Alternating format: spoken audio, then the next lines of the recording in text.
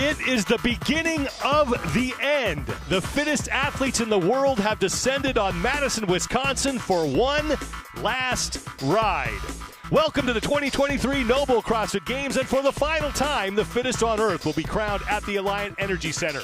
Thanks for joining us, everybody. I'm Sean Woodland with Chase Ingram. Nikki Brazier and Mike Arsenault will be joining us in just a moment. But Chase, the bikes are back. Sixth time we've had it at the CrossFit Games. Fourth time we've had it here in Madison. But Sean, this will be the longest amount of time these athletes will spend racing on these bikes. The recipe for success here is delivered by Trifecta. Simple. Competence on the bike. Do you know how to use this? Are you comfortable going fast? But confidence in the terms. That technical piece of this race may be the deciding factor of who wins and who loses. Mike Arsenault and Nikki Brazier have us covered out on the competition course. Let's send it down to them, starting with Mike Arsenault. Thank you very much, Sean. It's called ride, but I'd argue the most important verb for the athletes on this test will be run. On each and every lap, the athletes will bike toward this plywood barrier. They'll have to dismount and get into the transition area. They'll run with their bikes 85 meters down this grassy decline, make a left turn 30 meters straight away, and then an 85-meter incline that will hammer their quads and glutes on each lap. 200 meters of running, 2,400 meters of biking. And for how these athletes will finish this test, let's go to Nikki Brazier. Hey, Mike, thank you. Another twist to get at you. Just a short distance from the starting line are these pylons right behind me. Now, at the 40-minute mark, the equipment team will bring these pylons out, effectively creating a gate. The athletes that make it through the gate will race to the finish, and the first one there wins. The athletes who don't make it through the gate at the 40-minute mark will be ushered off the course, and they will fall behind the leaders in the rankings. All 40 women will be out on the course for this opening test. 20 women in front, 20 women in back. The higher-ranked athletes will be towards the middle. And for the second straight year, we are starting with the test on the bikes. The top two finishers from Ride to Work not here. That's Haley Adams and Tia Toomey. Laura Horvath is here. She has stood on the podium before at the CrossFit Games, including the last 2 years, but this year, she's looking to stand on top of it. She got fifth at Bike to Work last year. She also got second in the crit in 2018 and 2 second-place finishes and a third. This is the year that Laura is looking to win the CrossFit Games. She was second overall her rookie year in 2018, then struggled a couple years in 2019 and 2020. The last 2 years, though, third in 2022, second in 2021. And once again, the favorite to win the whole thing here at the 2023 Noble CrossFit Games. Stand by. CrossFit Country. Let's ride. Yes, and one thing to note is that it's going to be a rolling start. So once they get past this basically starting point is where the chip timers activate and the race begins. The reason for that is they'll have to stay behind Adrian Bosman. He'll peel off, and then the race will begin instead of a mass start where there could be some jostling for position and putting athletes in a dangerous spot. That rolling start helps them get a safe start to the race. Now, the numbers on front of the bikes, those are the lane numbers. There'll be a different number on front of the bikes and on the athlete jersey as well. And Sean, as we said, this is 40 minutes max laps. But once they close that 40-minute gate, you're either past the gate or you're not, and then it's your time it takes to cross the finish line. It is still a race to the finish for all these athletes out here on the course. So already we're starting to see some separation amongst the leaders. Now these athletes have had an opportunity to ride this course previous to this, get used to their bike, get fitted for their bike. You see it's a pretty slow start. You've got all 40 athletes jammed up. We have 22 total turns in this race. 14 or 15 of them are a bit more technical. That's almost that 180 turn or loop back. And what you'll probably see is a lot of athletes are going to take their time in the first lap. If there's a big group in front, is just get used to the course, kind of wake their body up, get used to the racing, the turns, the elevation changes, and then we'll start to see some separation about the last lap or first 2 laps. Jamie Simmons followed by Laura Horvath and Emma Watson. Those are your top 3 here. 40 minutes is when the gate will close. As you heard Nikki mention earlier, any athlete makes it through the gate will complete one final lap.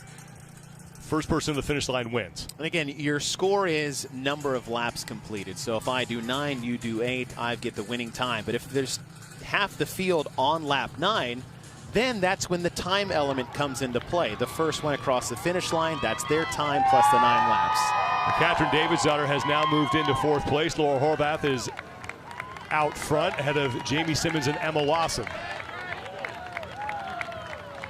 Emma Lawson, who last year got 3rd in bike to work behind Haley Adams, but just behind Tia Toomey, where she spent the majority of the race drafting off of her. And that's an element to this race that some athletes really could work together potentially for 40 minutes to make the 40 minutes easier as a group. And there is Laura Horvath, who is now starting to pull away from the 3 women behind her, Jamie Simmons, Emma Lawson, and Catherine Davidsdottir.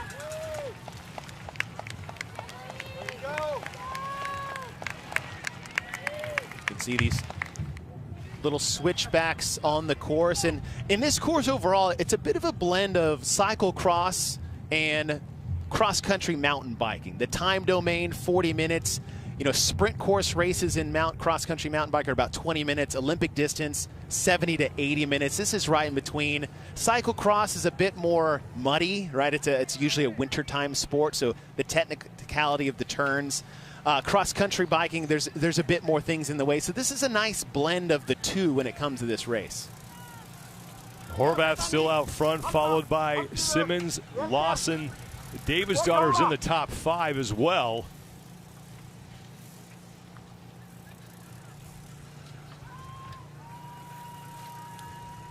Now, there is a scenario where the leader and the eventual winner of this test could hit the gate. That would happen if Laura Horvath, for example, laps the field, is a lap ahead, gets cut off at 40 minutes, but she would still win because she would be a lap ahead of everybody else and would have the best time. And the reason being is that finish line or time line for the lap is actually before the actual physical gate itself. So she could be on lap 10 and gets basically her time of 40:01 would be her race split time for the 10th lap, where everybody else would be behind her. Horvath taking a look over her left shoulder to see where her pursuers are, and she is all by herself right now. We approach the 5-minute mark, 40 minutes before they close the gate. Now, that is a soft 40 minutes as Horvath will hop off the bike now and enter her first running portion. But if there is a pack approaching the gate, they're not going to close it at 40. They're going to let those people through. Hey, right. They're not trying to we're not cause any crash wrecks out people there. Into it. But this is the run portion of the race course. So as you see on your screen, 2,400 meters on the actual bike, 200 meters on the run. This run's going to take somewhere between, I would say, 45 to 60 seconds. 45 may be a bit aggressive on that time check. But it's enough time to have a decent impact on the way people navigate the course. And what's going to be interesting here is that the run portion, every lap, is going to get tougher and tougher as their legs get more tired as the race continues. If you've ever done a triathlon, getting off a bike, if you've been on it for 10, 12K, those first, 800 to 1,600 meters off the bike, it's a little squirrely. Catherine Davidsdottir was able to close the gap significantly on Laura Horvath as Davidsdottir moves into second. Lawson is behind them, and it's Karin Frejova in fourth. Now Catherine riding the back wheel, and this is the backside stretch. This will be the longest stretch these athletes will have on a, I would say, close to a straightaway as you can. You're coming off the turn, it's downhill half the way through. You got a nice straightaway, but this is the issue sometimes when you run yourself into the front of the pack, is that everyone's just going to sit on your wheel. And that was some of the problems we saw in crit, where nobody was going to take ahead or take charge there. But at the same time, you can also dictate the pace as well. A lot of times you'll see, okay, the straightaway is where I'm going to try to gain the most time, where I can go the fastest. But with the amount of turns that we have on this course, Sean, it's actually the turns where you want to try to lose the pack. Those technical turns where maybe you can gain a second every turn. The straightaway, I think this is your one chance to recover every lap. Approaching the 7-minute mark here. Timing presented by G-Shock, the official watch of the Noble CrossFit Games.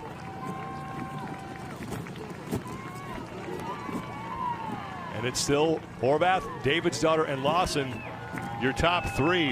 Now, Annie Thorisdottir now starting to make a bit of a move. She's on the number 3 bike. It's good to see Annie back in competition and Katrin back in competition. Annie went team last year. Katrin missed the games for the first time since 2014.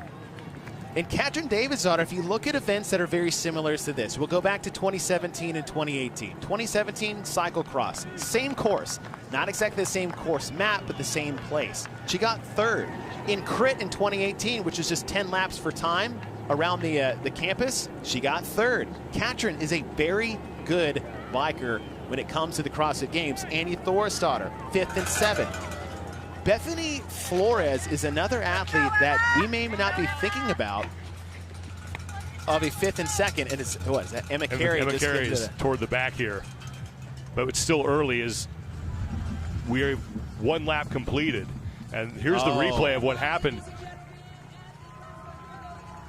Matilda Garnis, Sahir Kaya got mixed up in the turns. Oh, wow. Then Emma off the side of the course. Now, if that were to happen later in the race, it'd be a bit more devastating. Hopefully, coming across for her first lap. Nothing technical happened to the bike, nothing physically damaging happened to Emma. She's got 32 minutes to try to catch the pack. For her, it'll be playing, call it the fishing game, right? You pick someone in front of you, slowly try to reel them in, maybe use them to draft your way up through the main pack. 9 minutes gone by here. Laura Horvath had the top split time on her first lap of 6 minutes, 26 seconds.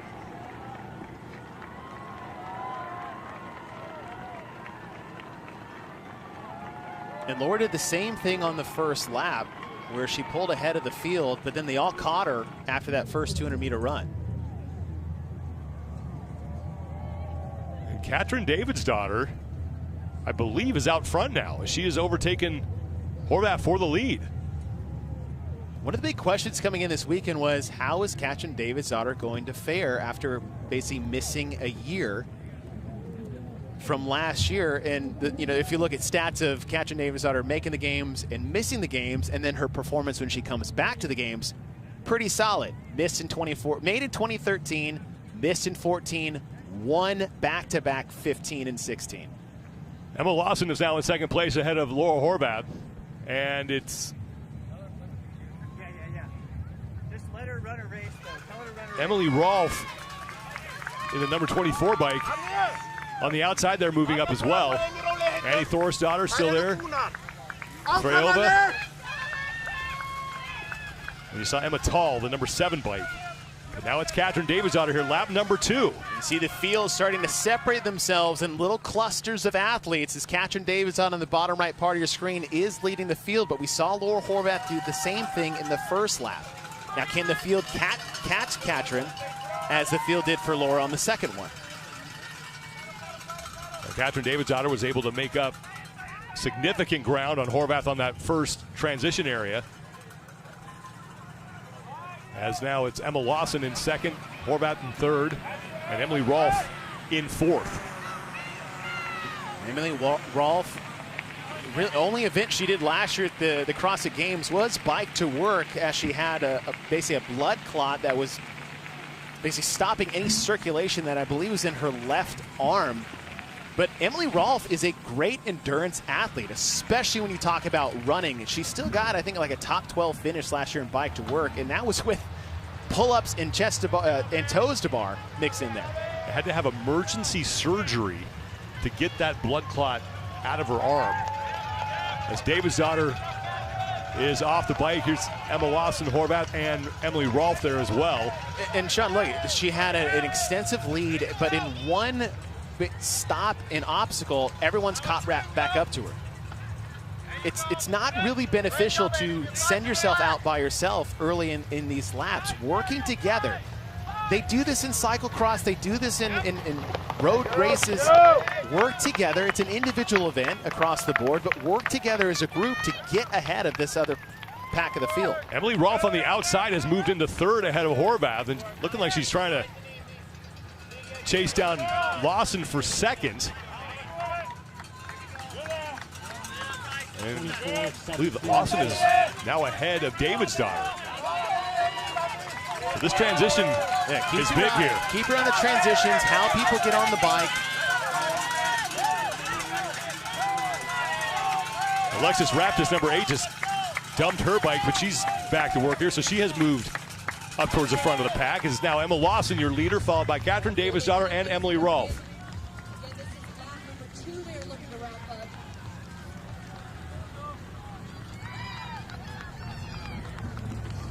It's going to be Lawson. Backstretch, good Davidsdottir, straightaway. and Rolfe. Opportunity to catch your breath a little bit. It's slightly downhill here, not by a whole bunch. Davidsdottir, Raptis, Simmons. Now lap 2 Next pack in Brayova.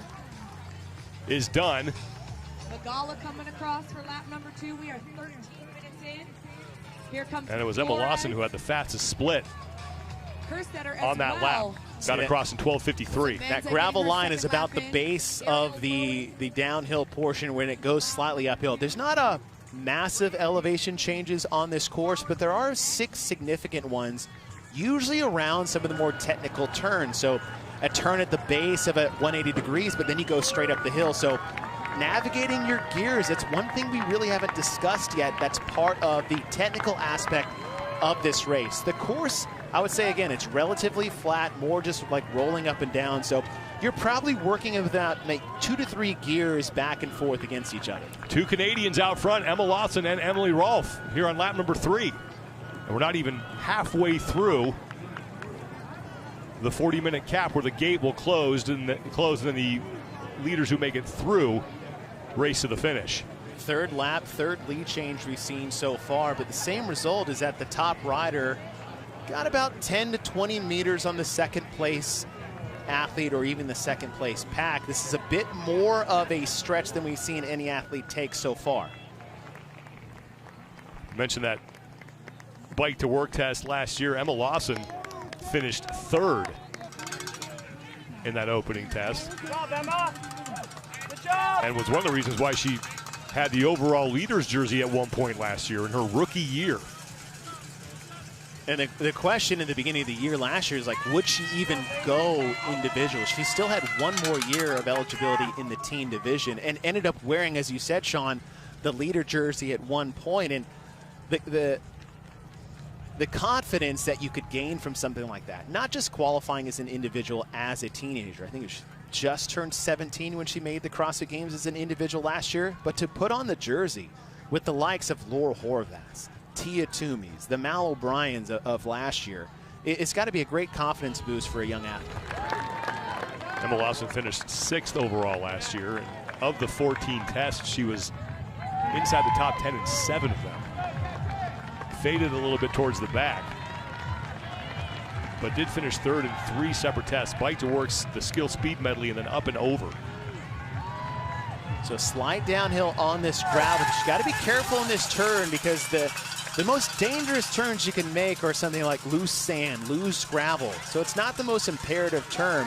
But to get a little bit of speed, maybe coast, let that quad pump settle down a bit on the bike courses. You know, Sean, we let off is like, this is the longest bike race these athletes have had programmed at the CrossFit Games. Yes, there's a 200-meter run portion of this, but different than bike to work, right?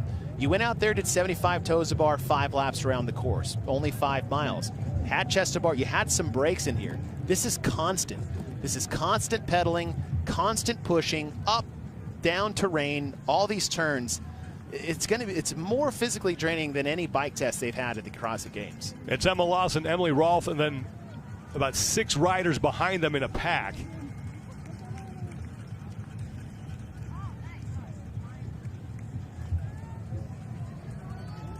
Leaders on lap number 3 here.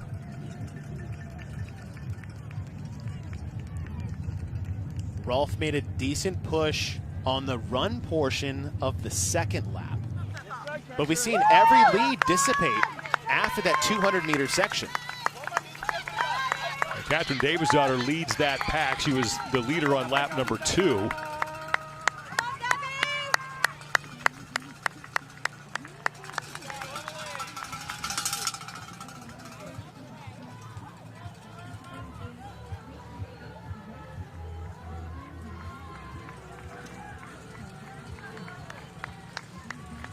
Lawson, a former teen champion, finished first in the 16 to 17-year-old division at the CrossFit Games in 2021 and was third in the 14 to 15-year-old division in 2019. She started CrossFit when she was 7 years old.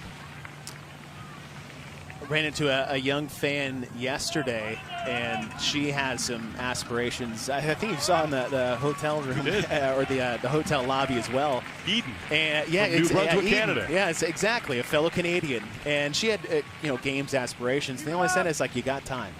You got time. If that's your goal, great. But someone like Emma Lawson just did it the right way. Slow, steady, decent progression. Great transition from Emma Lawson as she is now on the run portion of this third lap. Emily Rolfe behind her. The one thing about this run portion, it is a decent part of this race, but the other part is that what it does is it disrupts the rhythm a little bit. You get used to your bike, used to the turns, and you start to settle in. When you have to hop on and off the bike, it's just that little wrinkle that Boz is throwing in there to disrupt the athlete's rhythm on and off the bike. Now that pack that is behind Lawson and Rolfe, they are well into this run portion. And if you watch Tour de France or any type of road race when it comes to cycling, the hardest thing you can do is break away by yourself. And what you'd like to hope to have is maybe 2 or 3 riders with you that you can collectively work together to get away from the pack. And if you can do that, if Emily and Emma can somehow work together, they'll both benefit from that when it comes to drafting, because when you've got 10 athletes in a pack, even if they're not working together, they're helping each other because of the ability not to have to pull that group the entire time by themselves.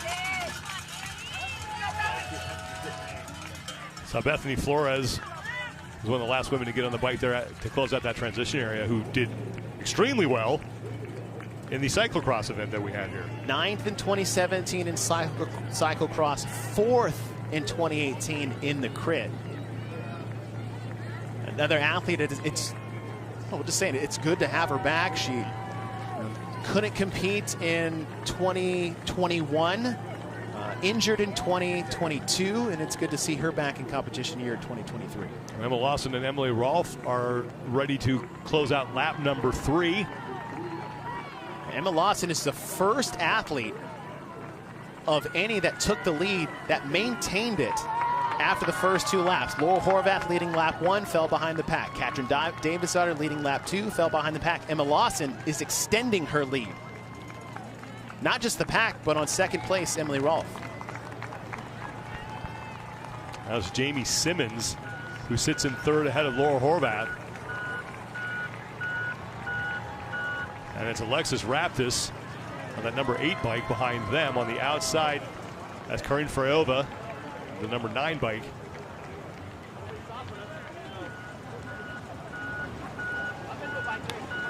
I said the challenging part of leading by yourself. The other is if the chase pack does not know how to work together, they're at the mercy of the speed whoever's leading that pack. Because at this point, Emma Lawson has basically, we call it breaking the rubber band, and that's when you have this line of sight of someone you're chasing, so you're somewhat emotionally or mentally tethered to them. I'm still within striking distance. I have that. She's snapped it. She hasn't snapped it on Emily Rolfe just yet, but she has broken contact with that lead pack. Now that lead pack is no longer pacing off Emma Lawson or Emily Rolfe. They're pacing by whoever's leading that pack. And if whoever's leading that pack is not doing their job to run down Emma Lawson can now extend her lead without even have to try that much. I mean, she's trying very hard, but it's pushing to get away from a pack. And back behind Emma Lawson, that pack, they are communicating with each other.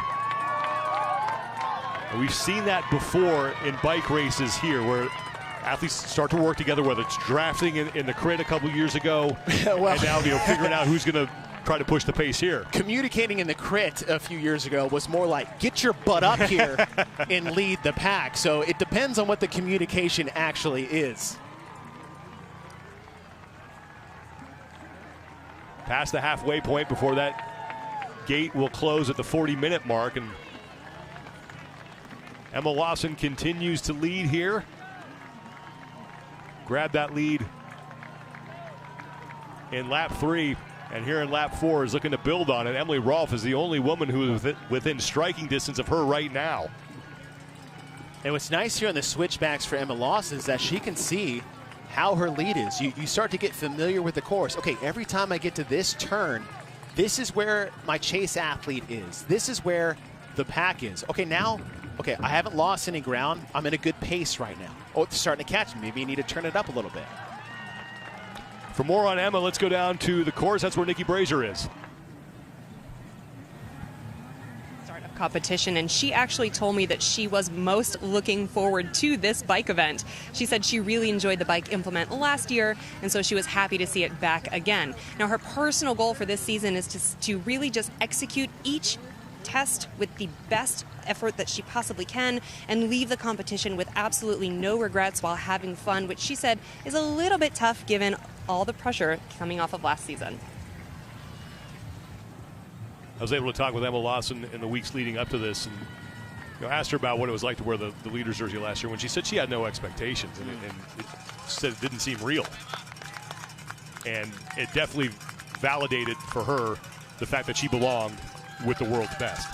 Well, I mean, how many times have you seen someone wear the leader jersey for the last 6 years previous to that, then Tia Toomey? Mm-hmm. Rarely was she ever out of that jersey. So almost to be wearing someone else's, right, what you would consider uniform in the competition is probably a surreal feeling indeed. Yeah, one of the easiest jobs the past 6 years here in Madison has been printing the leader's jersey, because you just got to put Toomey's name on it and it's call it a day. Yeah.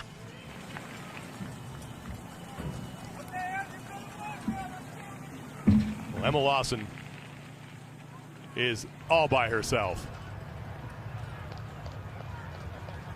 In the background, you can see the pack behind Emily Rolfe. Emma Carey? Was that Emma Carey? That is Emma Carey. Emma Lawson is possibly going to lap Emma Carey. We showed you earlier Emma Carey involved in a wreck that saw her go over one of the barriers. Let's send it down to Mike Arsenault. Yeah, Sean, as you mentioned, Emma Carey had the difficulty earlier in this test, and we mentioned off the top, would we see athletes lap other athletes? That's exactly what we're about to see right here on this lap, because Emma Carey and Emma Lawson are both on this transition, and Emma Carey, since she fell, has not looked comfortable on this bike in this test whatsoever. So we're going to see Emma Lawson catch Emma Carey, two of our youngest stars in CrossFit, very shortly here, potentially by the end of this lap. And there is Emma Carey, who is still on her third lap.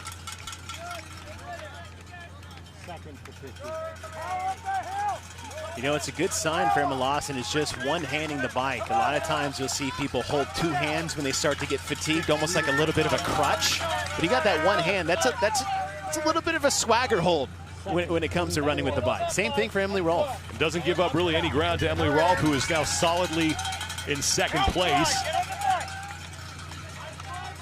And now here comes the pack. And one thing with the transitions here, Sean, is that you don't want to just hop on the seat when you get over this barrier. You want to run with it and get some momentum. That is Emma Tall, who is now in third place, leading that pack, as Catherine Davidsdottir is going to be the fourth woman onto her bike. And there is Jamie Simmons. Third place in the fourth place pack, moving to 28.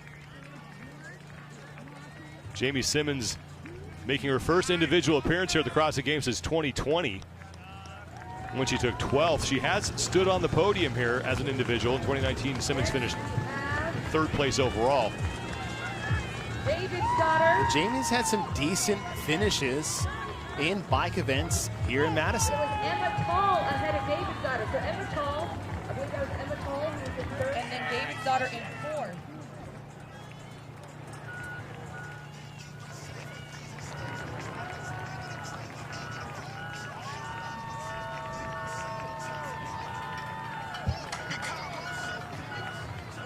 You start, I mean, got about 13 minutes left here, Sean, and so you start to look at body language, breathing, how relaxed are they? Emma Lawson looks very relaxed. Look how comfortable she is. Some of the people in the backpack are laboring. I just talked to Chris Henshaw. He's out there on the course watching these athletes, and some of these athletes, he says, look like they're on the verge of hyperventilation.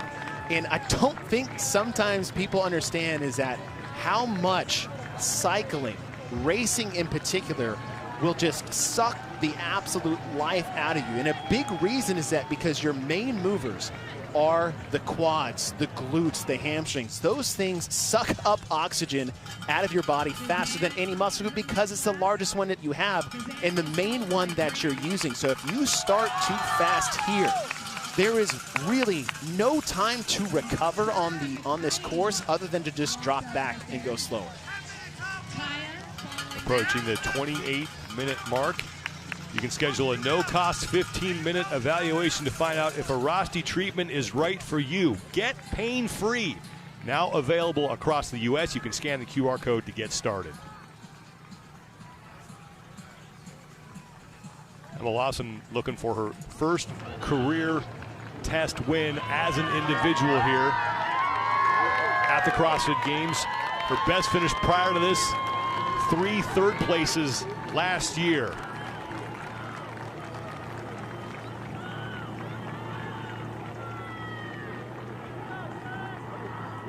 Look at that. Just how far she's out of that. And that, again, that's racing here in the CrossFit realm of just understanding the in-race strategy when working with other athletes that these athletes just don't have the experience with. Lawson on lap number 5.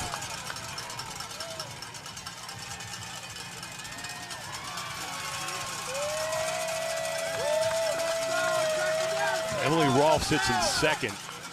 Behind Rolfe, when we last checked in, it was Emma Tall, Karin Freyova. An athlete in that pack I don't think we mentioned or saw is Gabby McGowan. And after the first lap, she was in 17th. Second lap moved up to 10th. Third lap moved up to 7th. Just keep an eye on, you know, she can continue that trend, just slowly moving herself through the course. 10 minutes is a long time on the bike. Still opportunities to make a move. There are your top 3 on their 5th lap. A tough spot, obviously. Emma Lawson in the back part of your screen. She's, you know, you got that leader energy, trying not to get caught. The toughest one is probably Emily Rolfe on that second mid-turn. She's just kind of in no man's land, a little bit of bike purgatory, so to speak. Is that, okay, I can't quite catch her. I'm slowly getting caught here.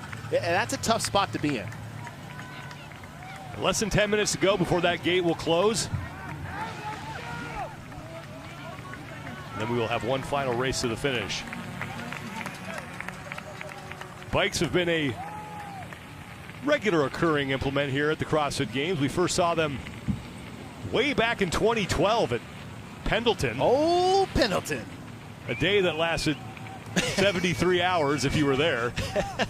The next time we saw them was in cyclocross here in Madison, the first year we were here in Madison. And then we did road bikes with the crit. Morgan Hill, California. In 2020, we had the bike repeater. And then last year in bike to work.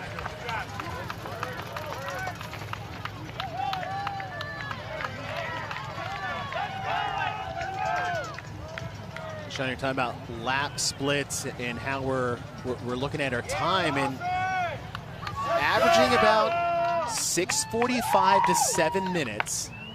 So for Emma Lawson, it's going to be hugely important on this coming lap. As we're right about the 31-minute mark, she may be hitting that lap gate time about 33. This next lap is going to be the most important lap for her because she could have the potential to be maybe the only person to get an extra lap done if she can race basically put the pedal down, no pun intended, to get an extra lap, timing-wise. Lawson back on her bike. Here comes Emily Rolfe around the corner. There's 7 athletes bunched up for third. Rolfe has 2 test wins in her career at the CrossFit Games. Won the Ruck in 2019 and then Event 10 in 2021.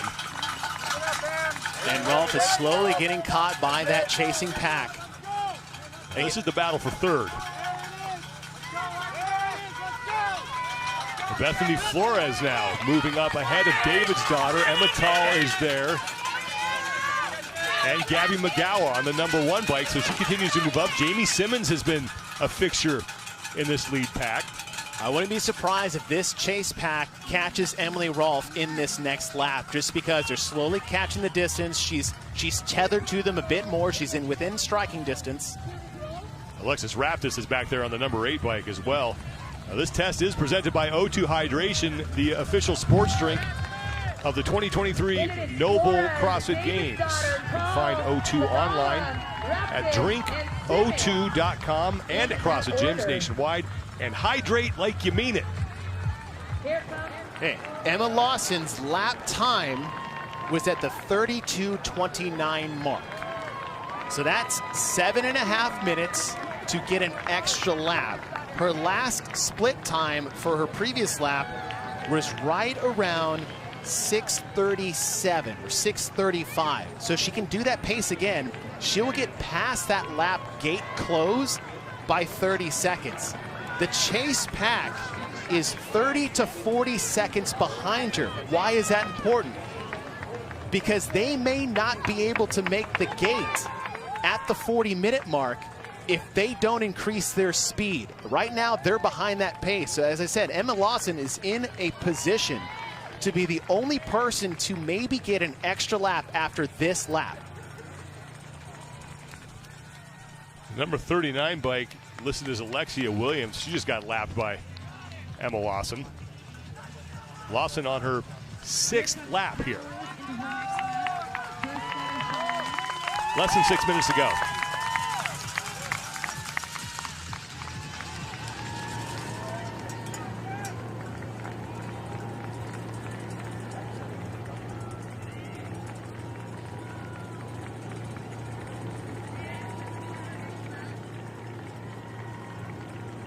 And Lawson is at 32:29 at the time check. Rolfe was at 32:51. It's about 22 seconds behind her. The chase pack, 33:04, 33:05. So again, 30 seconds, 30 to 35 seconds behind Emma Lawson.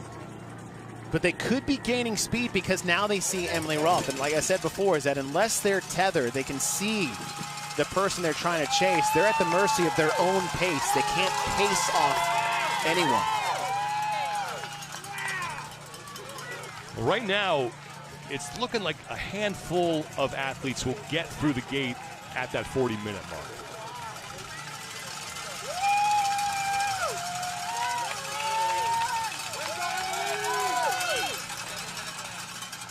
Still have yet to see. There he is, Emily Rolfe there in the background. You can see her just passing you now toward the top of your screen. Continues to sit in second place. Emma Lawson grabbed this lead on the 3rd lap and has continued to build on it as Bethany Flores has now moved into 3rd place.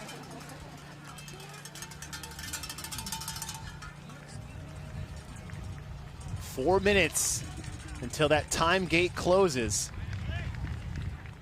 And again, that chase pack is right there on the second. So that scenario of a potential cluster of athletes within seconds of the gate closing, depending on how they navigate that, the game's team could be right there on that cut line to get an extra lap. And that's another opportunity.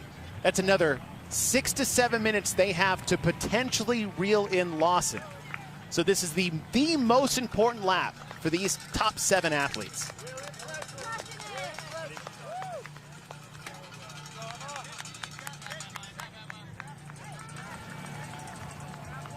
Emma Lawson third last year in bike to work.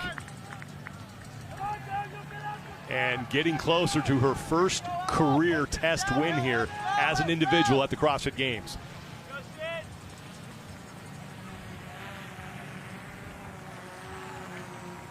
Less than 3 minutes to go.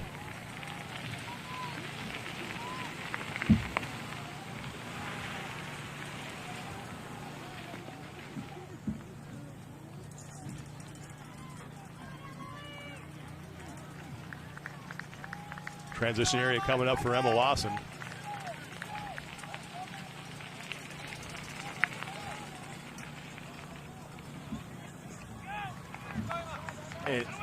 Lawson's going to make the gate, but that pack in the top left corner of your screen, they have to make this cut. They have to.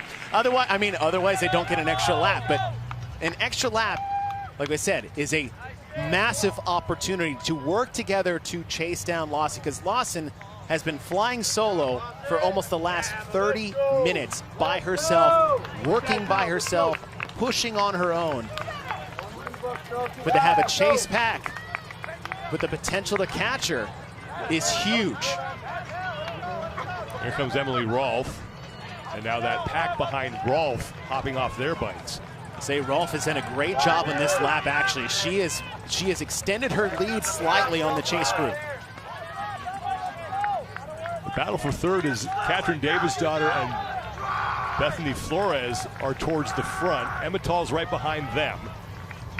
Lawson back on the bike. She's got less than 90 seconds to go to make that gate. Shouldn't be a problem. Here comes Emily Rolfe. She should get through as well.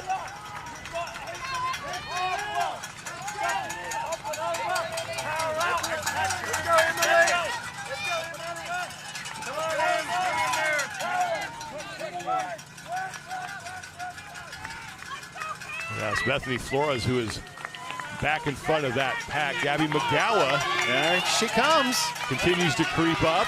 Got 1 minute to get to the gate. Alexis Raptis is on the bike ahead of Flores. Third to 28th. Davidsdottir trying to move up there in the back as well. And Jamie Simmons on the left side of your screen. So less than 40 seconds to go before the gate closes. But look how hard they're pushing to just make the gate. 30 seconds, Raptis, Flores, Davidsdottir, McGowan, Paul, Simmons. We'll be able to move into another lap. All right, they all make the gate, but now look at them.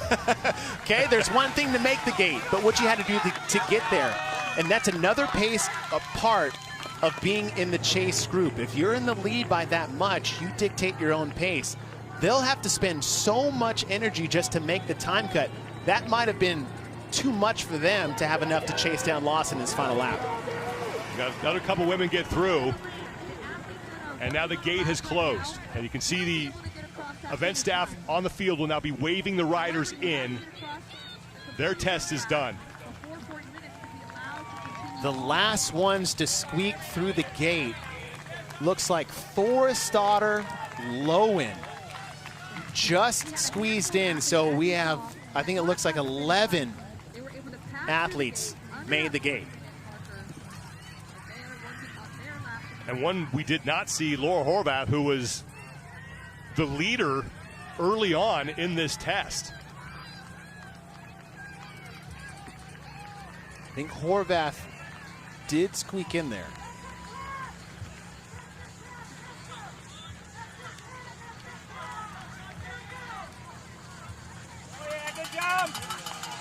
Horvath may still be alive.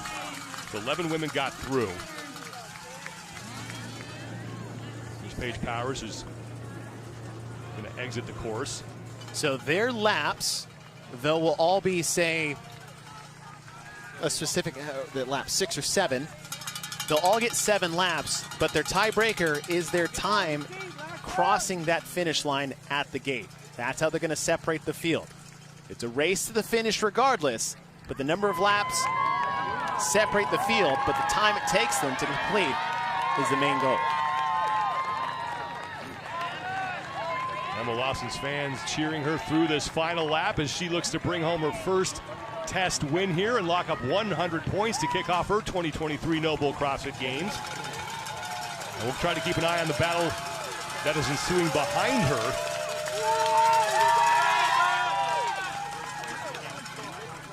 Again, nice getting out of the turn, getting on the line of sight of that chase group. Well, Emma Tall has now passed Emily Rolfe for second.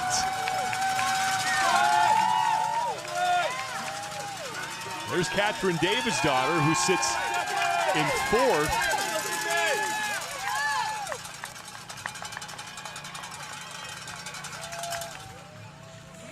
So as you mentioned, getting to the gate was huge for that pack.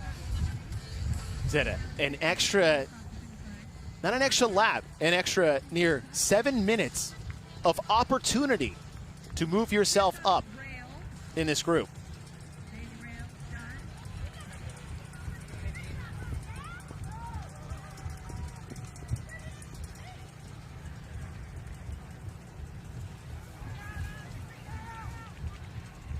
Lawson, Tall, Rolfe, and Davidsdottir, your top four right now.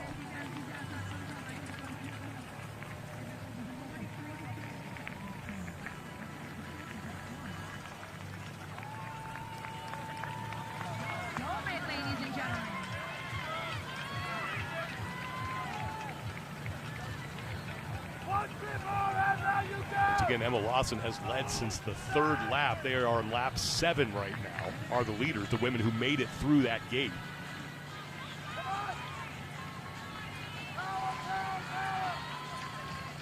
Just so impressive what Lawson has done since that third lap.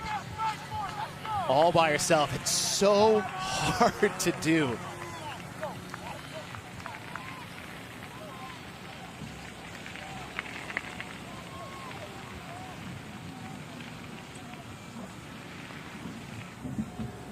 Run portion of this lap that's coming up as Lawson's looking to lap even more riders.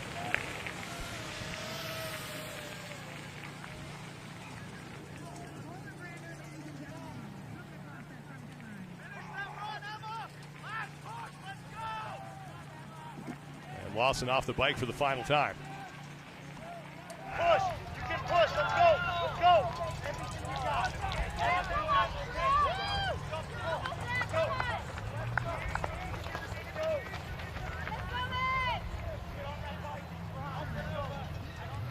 Now Emma Tall is off along with Emily Rolfe in the background there. That group is so tight. This run is going to be a factor. Fisa Gaffi is the woman who's about to get lapped by Lawson. Emma Tall is now just ahead of Emily Rolfe.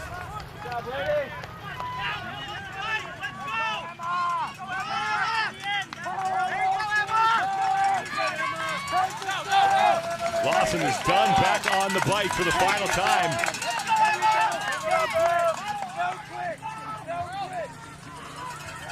26 and 7 to 50.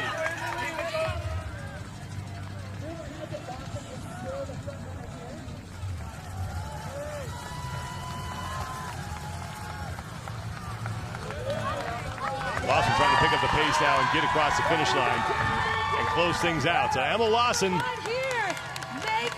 her first career test win, 100 points as she wins ride. And now Emily Rolfe back in front of Emma Tall. So Rolfe is going to finish in second and Tall will take third.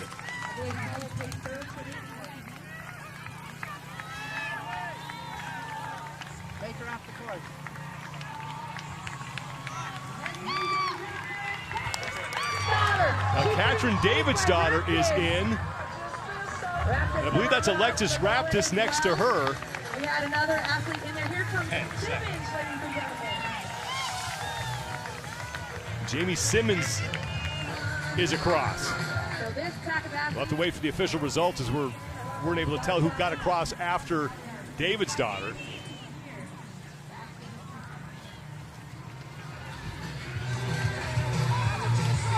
There is Emma Lawson, who will be wearing the leader's jersey as we head to the North Park for the second test later today. And it looked like maybe Lawson, as soon as that was over, just came off the bike immediately. Well, here's Laura Horvath, who did make it through the gate, obviously. So she'll get a top 10 finish. Great start for her. Freyova is done. A little over the 47 minutes. There's Karin Freyova.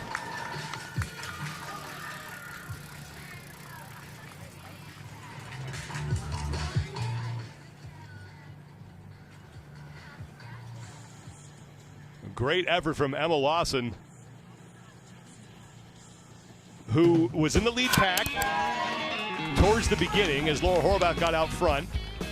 But then lap 3, and it was over. Yeah, lead pack looked like the kiss of death for the first 2 laps. It was Laura Horvath followed by Katrin Davidsdottir, but Emma Lawson made her move on the 3rd transition and never looked back. Slowly extended her lead from lap to lap to lap. And then at the end, just by herself the entire time. Got through the final lap, gate closed. The other group was trying to chase her down. It was Emily Rawls solo for a while. But the work that Lawson put in to do this, watch, she comes off her bike immediately. Everyone else rode off and then had to come down and take a break. 100 points for Emma Lawson as she picks up her first career test win. And let's go to Nikki Brazier, who is with your test winner. Right. We're taking a little bit of a seated approach here because, Emma, you look like I see you pouring some water on your legs. What's going on with your muscles in your body right now? I'm cramping. Yeah, I probably should have had more sodium before this event.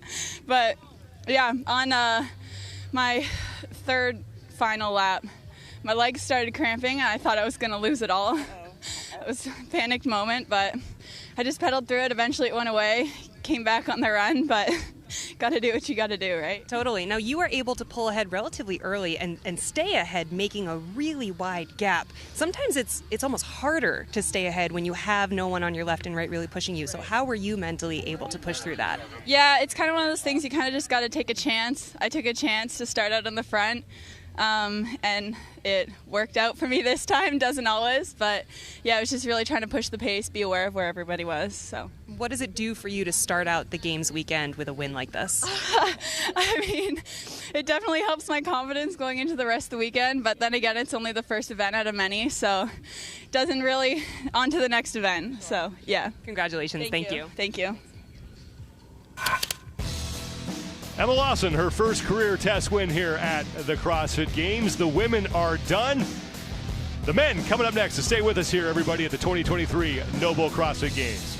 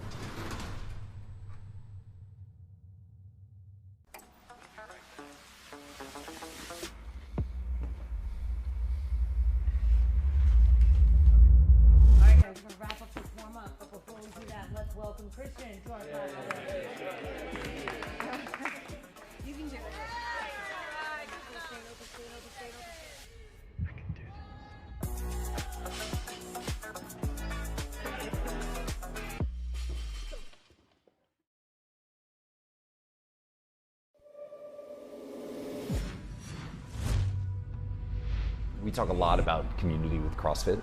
I think for a lot of people, their first introduction to the community is inside their affiliate, where they build relationships with people, they sweat together, they suffer together, and they build, in many cases, lifelong friendships.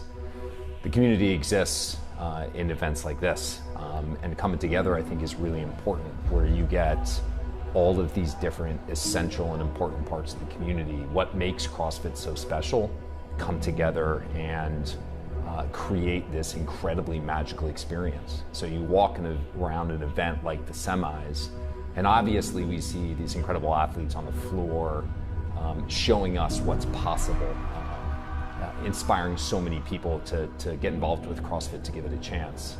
You see the coaches who are there, who, without whom these life-changing results for these great athletes, but also members of the community, wouldn't be possible. There's the affiliate owners. How many of our athletes, members of our community, their journey starts in their local affiliate with that owner and their coaches who are willing to invest the time and the energy to help change people's lives. It's the volunteers, men and women behind the scenes who are coming together to put on this extraordinarily complicated and incredible event that is so inspiring for so many people. And there's us at CrossFit at headquarters, hopefully playing a role in bringing all those amazing parts of the community together in a celebration of CrossFit. And without all of those individual parts working in harmony, sometimes with a little tension, that's part of what makes it interesting, none of this happens. And so these events are such an amazing reminder of a manifestation of the community that exists outside the affiliate, that brings those 14,000 gyms that we have changing lives all around the world together in a moment of celebration.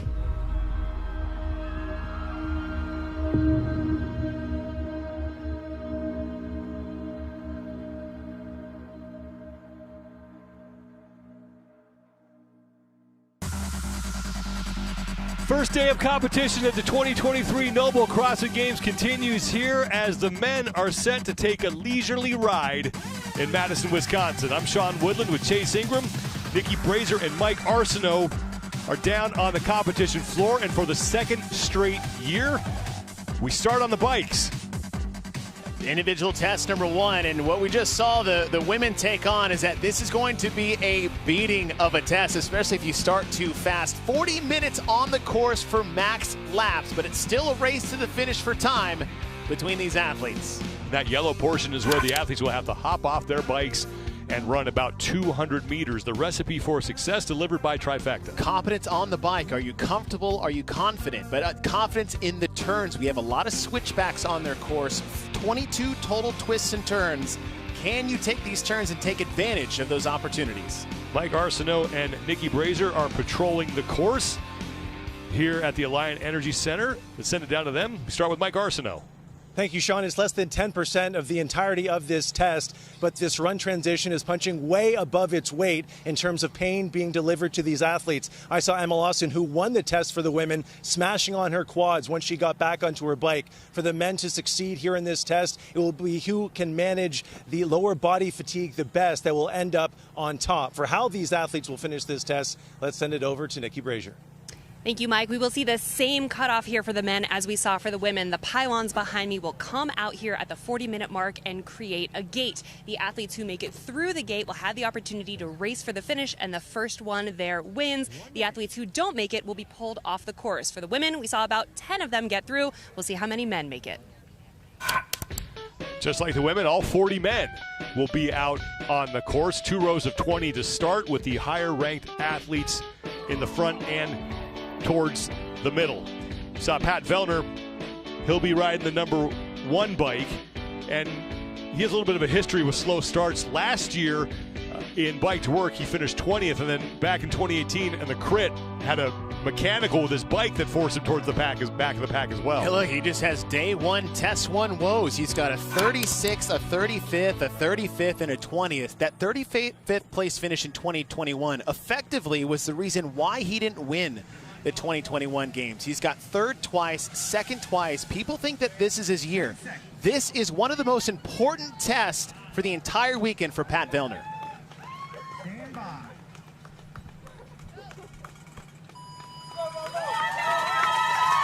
We are underway.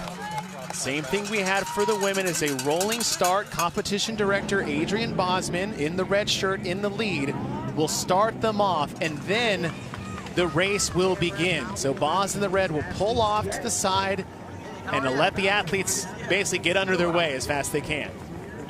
Yonakoski there on the right side of your screen, out front early. Yonakoski is one of the most popular picks to win this test. Koski in bike events for a first test has gotten third and second. He got third in cyclocross, second in bike to work last year. He had missed in 2018 when they had the crit. But on the flip side is that... That's Alex Vigneault almost wiping out there. Well, we saw how dangerous that first turn was when you have a field of 40, that what happened to Emma Carey in the first heat. But back to Koski, this guy just has almost the opposite of Vellner.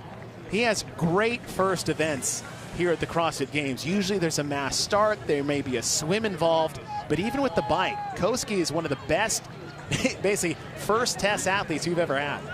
3 of his test wins, one of them event 1 2021, the ocean swim in 2016 was towards the front, and then pier paddle in 2015, that was another opening event.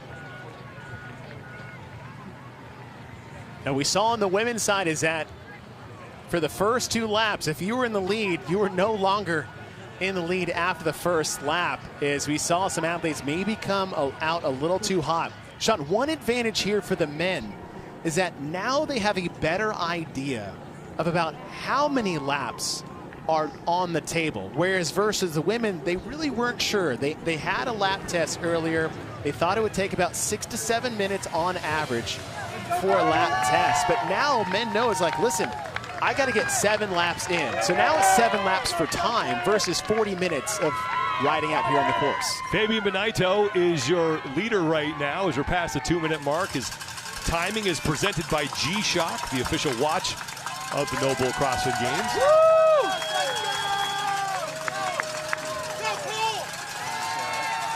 So much tighter here towards the front than it was for the women on their opening lap, but we're only 2.5 minutes in. Opening lap, the really only thing you can do in the opening lap of these 40 minutes is screw it up. You can either go out too fast, you could crash into somebody, you could derail your bike. Just let this opening lap come to you. Get a feel for the course. It's a different day than what they had on the training ride. They are more isolated, 40-person field. And at the same time is maybe give yourself a lap to calm down. Fabian Benito is out in the lead. He's a rookie at the CrossFit Games. He's been fighting for years to get here. Is this a wheelhouse test for him, or is this the rookie jitters and adrenaline? You see Yonakoski talking to them together, maybe trying to work with Adler and Benito. And there's Cole Sager, who's making his 10th straight appearance here at the CrossFit Games. Bjorn Carl Gudmundsson and Noah Olsen are the other 2 men who are doing that here this year. Let's send it out to Mike Arsenault, who's down there on the course. Thank you, Sean. Chase, you alluded to Pat Vellner's struggle, so I had a chance to talk to his coach, Michelle Letendre, about the message for this test, and she said the turns will get better with each and every lap, so it's all about maintaining a good position in the first half and keeping the effort manageable, and then pushing to have a great last lap. To put it more succinctly, she said, and I quote, "Don't be an idiot in the first 25 minutes." That's for Pat, that's good quality direct coaching. Yonakoski in front of Jeffrey Adler, as Benito is sitting back in third now. Men approaching that run portion of this opening lap.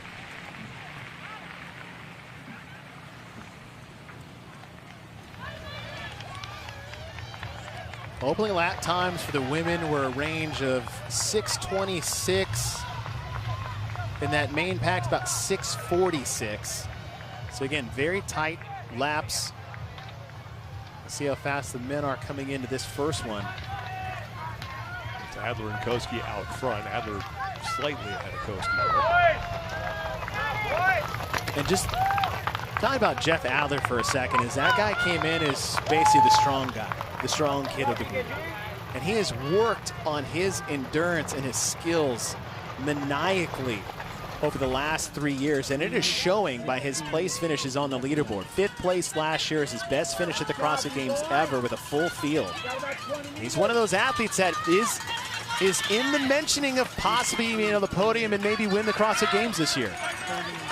That's Bailey Martin, who is in 3rd place. Martin out of New Zealand.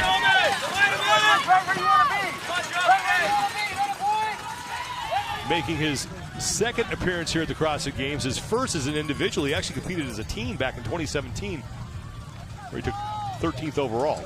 Well, here are your 2 leaders, Jeff Adler and Yona Koski, wrapping up lap number 1. Now with them talking to each other, you can hear Koski, or look at Koski talking to Jeff. Jeff is chirping back, and that's the discussion of, we talked about the women, is like, can we work together? Can we work together to get ahead of this pack? As Adler and Koski are right about 5:44, 5:45.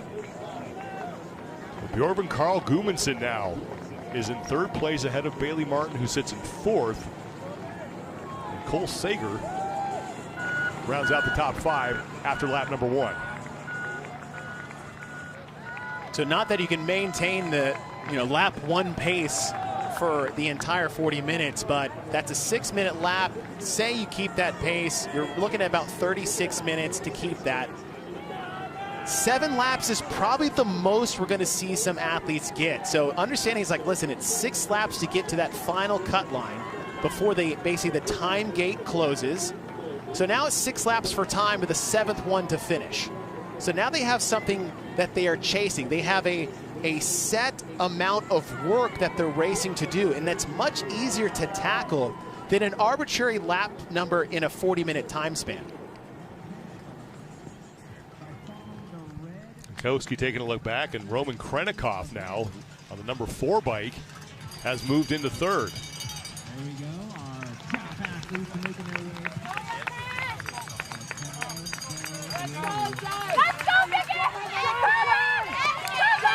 Bjorn Carl Gudmundsson still in that lead pack. Number 31 is Spencer Panchik. And now here is the 2-time defending champ, Justin Medeiros, rounding the corner. You're all right, Sam. Let's go. Come on. Recover. Now that first lap, Vellner's sitting in 32nd. Now it's just a mass of bodies when it comes to that, but it's still towards the back of the pack. Roman Krennikov is starting to creep up as he sits in 3rd. Bjorn Carl Gudmundsson is right behind him. Come on, Jeff!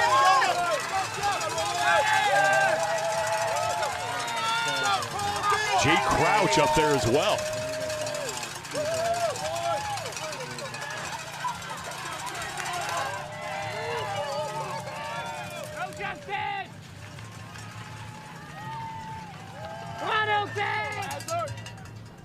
Jay Crouch actually has some motocross background. Now, obviously, you're not pedaling. There's not that physical element, but as we said in the recipes for success, it's the competence. Competence racing on a bike, confidence racing in these turns. So Jay Crouch having some of that racing experience on a bike to help navigate how he attacks this course. Koski's ahead of Adler right now for the lead with Krennikov in 3rd, and I believe that is Bjorn Carl Gudmundsson sitting in 4th ahead of Jay Crouch. See Koski pulling back on purpose to sit back on now Krennikov's wheel. Now Krennikov is going to try to pass Adler on this turn, and Krennikov has moved into the lead. And it almost biffed it there on the turn. Coming in a little too tight on these switchbacks on the backside of this course. Well, we were talking earlier about the course before we came on air here, and you made a really good point about the turns are really the best opportunity that people will have to pass other riders. And that's because there's not a big straightaway on flat ground to outrace anyone on the course, but it's the technical aspect of these turns. There's 22 total turns on the course, 15 of them or a 180 turn. And what you can do is that if you have the technical proficiency to have a good line and a good race, you can actually gain a second on somebody without even having to pedal. Well, if you do that 15 times, that's 15 seconds a lap. Someone else is going to have to bike faster and harder than you to try to catch you. And now the leaders are off for the second time. Well, moments ago, that lead pack working together. There's Jonakoski looking over his shoulder and allows Adler and Krennikov to pass. And that was, I was so curious if we were going to see that. And this is a lesson learned from last year, is that last year, the athletes didn't talk to each other. They basically all just try to race each other singled up. Did they learn? Did they adapt? One of the main things you see from CrossFit athletes is their ability to adapt event to event, but year to year as well. So if we can see these athletes communicate and pull away from the rest of the field, that's that maturation in competition we see from one year to the next. Krennikov, Crouch, Adler, and Koski towards the front. Cole Sager, you saw him getting ready to get back on the bike. As now it's Roman Krennikov ahead of Crouch, Koski, Adler, and then Bjorn Carl Gudmundsson doing what he does, just hanging out there inside the top 5. Schedule a no-cost 15-minute evaluation to find out if a Rosti treatment is right for you. Get pain-free. Now available across the U.S. You can scan the QR code to get started. Lap 2 is down. The 11.5-minute marker. For the leaders. 11:37, Krennikov in the lead. He had a 5:45 split on the first lap.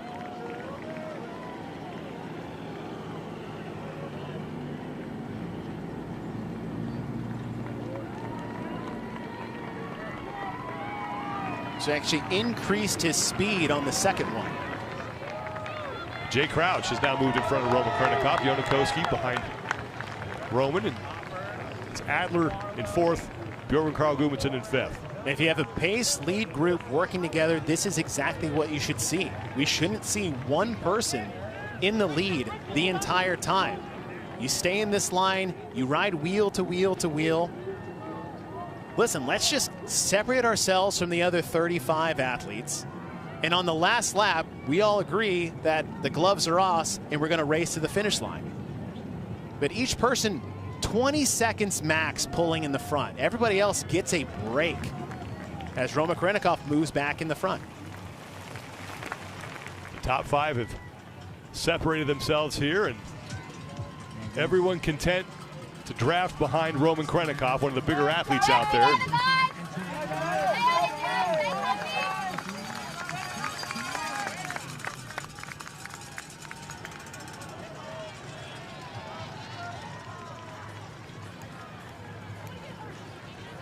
Third lap here for just about everybody now on the course. Say why is drafting important? This is one, it helps conserve energy. Not the person in the front. They're taking all the headwind, they're taking all the pace, but if you get within a foot of the other rider, it's anywhere between 15 to 40% energy saved while moving at the same speed. And so if you can just, especially with a group of 5, how valuable it is to be in a large lead group. Hey, I'm gonna sit at the front for 20 seconds and then just work to the back, and then for the next minute and a half, I'm gonna conserve 40% of my energy and keep the same speed. That's what working together at the front chase pack is for. And we mentioned Vellner at the start. He's towards the back here, along with Jack Farlow and Will Morad. I said after the first lap, he was in 30 seconds. Looks like he's still in that pace, about 6:16 on the first lap. Looks like 6:05 on the second, so not getting slower, but neither is the rest of the field.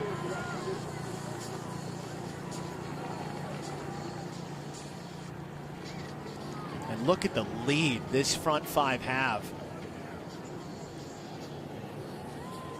Now, still a lot of time left, 25 minutes left in the first test. And you see front lead bike backing off the pace a little bit, but what you don't want is that you don't want the group to ride your coattails. You're in the lead. You can extend this. Work together. Roman Krenikov, Jonakoski, Alex Vigneault, Bjorn Carl Gudmundsson, and Jay Crouch. Oh, that's Jeff Adler, not Alex Vigneault there in the lead pack. Adler has been towards the top. See Roman leading in the front. It was Koski for a bit, but not much. Roman jumped right in front again fairly quickly. But if you want to see what drafting does, is Roman's pedaling hard, and you'll see some of the athletes just stop pedaling. Jay Crouch, stop pedaling. Gudmundsson, stop pedaling. But it's because that's the benefit of the draft, and the draft gets better the more people you have in line. Right now it's Roman Krenikov who is staying out front.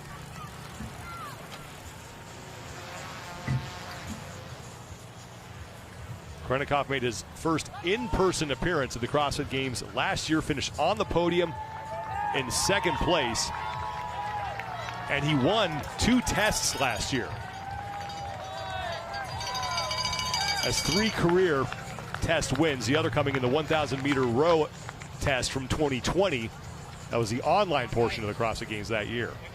Athlete that is in the mix of not just podiuming again, but winning the entire thing. He got second last year in what, at minimum, you could say was a tumultuous year for Roman Krenikov, trying to get a visa to come to the United States for the first time ever. Just had a baby boy, left his wife back home to come to the States just to compete here, and then got to meet him for the first time ever at the CrossFit Games last year. Now, he's got to spend an entire year here in the United States training just for this. Let's bring in Mike Arsenault down on the course. Well, Chase, we've been talking about how difficult the run is on these athletes, both the women and the men, and how brutal it is on their quads and their glutes. So is it a matter of just grinning and bearing it, or is there something these athletes can do technique-wise to make it a little bit easier? Is that going harder on the decline, easing off the pedal on the incline, or what would you advise they should do to push through on these run portions? The one part is like take your break on the declines. That's a good opportunity to keep your speed but not keep the same intensity. But we said earlier, it's the technicality of the turns, especially the ones that have an incline at the base of the turn. That's where you gain a second, maybe 2 seconds on the rest of the pack. Jay Crouch has now moved out front.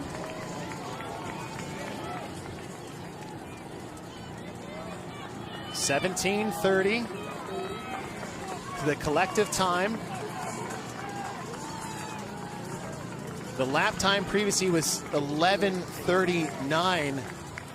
So that third lap was faster than the second one. Their fastest lap so far is 5:44. They bumped up to about 5:55 and now brought it down to about 5:50 for that lap.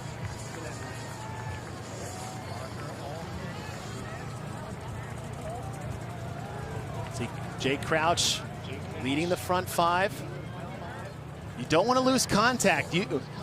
Like I said, you get 15 to 40% benefit on the draft. You lose contact with about 10 feet away, which is not a lot of distance.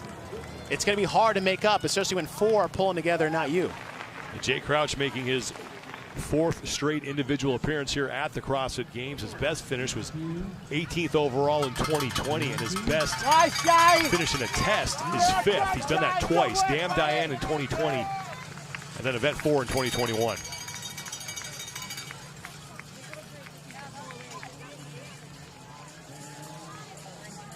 And now Jonakoski back in front.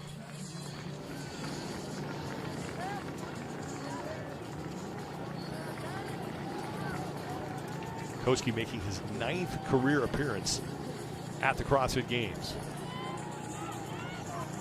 His best finish came in 2021 when he finished 6th overall.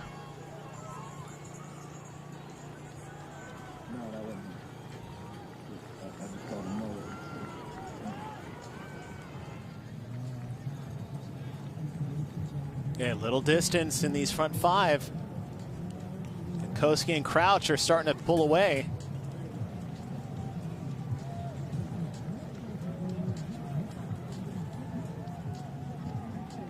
Koski and Crouch continue to lead. There is Justin Medeiros on the number 10 bike behind Chandler Smith. Lazar Jukic is behind Medeiros.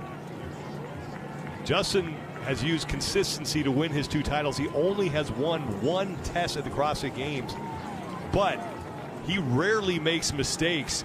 In 48 total career tests at the Games, he's finished in the top 10 39 times. And that's it. Consistency is key. That's I mean, that's the baseline methodology deciding piece of a CrossFit athlete, is how consistent can you be across the board. But Medeiros, he's looking a little gassed. If you just saw his body language gasping for air, we're just past the halfway point here.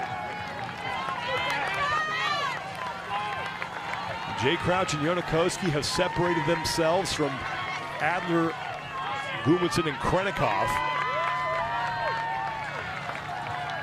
Koski's leading Crouch. And now, again, we'll see if this is a move to help the tandem. There you go. But there's obviously more is better when it comes to drafting, but if the group isn't collectively working together, find yourself someone who's willing to work with you. And that might be what we're seeing with Koski and Crouch. Krennikov now in 3rd place in that pack on the right side of your screen. Koski taking a second to grab some water. Trek bike specs has 12 speeds. It's got 12 speeds. Taking up any sweet jumps. Send it down to Nikki Brazier with more on that bike. Yeah, guys, I was able to catch up with Chris Hinshaw, who actually did a couple laps in practice on this course, and he told me that, in his opinion, that Trek bike is legit. It felt as though he was riding with a strong tailwind the entire time, and the tires have been filled at a pretty high pressure, which makes traveling over the grass, now very well mounted down, pretty darn fast, which should benefit the more aggressive rider.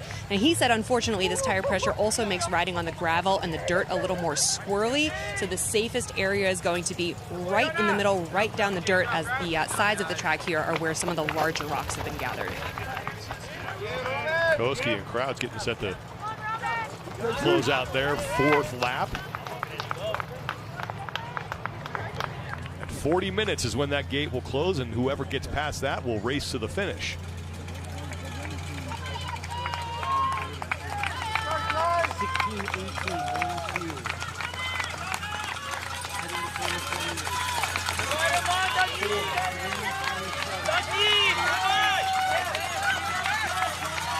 There's Jorgen Carl Gudmundsson. 5th place right now in this test. Gudmundsson making his 10th straight appearance here at the CrossFit Games. He has only finished lower than 9th overall once, and that was his rookie year in 2014. It's Koski. Koski now your new leader, with Crouch taking 2nd, Adler 3rd, Krennikov 4th, BKG in 5th, so that 1st place position. Lap 5 now for the leaders. Lap, it was less than 17 minutes before we hit that 40-minute mark. And that might be Jeff Adler trying to work his way up into your lead pack. He was stuck in the back 3 once that lead pack split.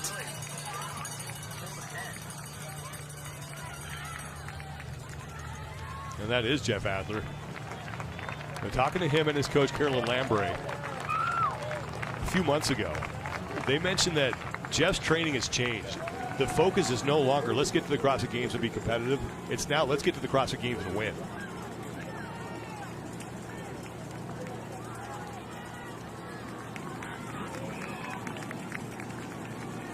There's Jake Douglas, rookie out of Australia.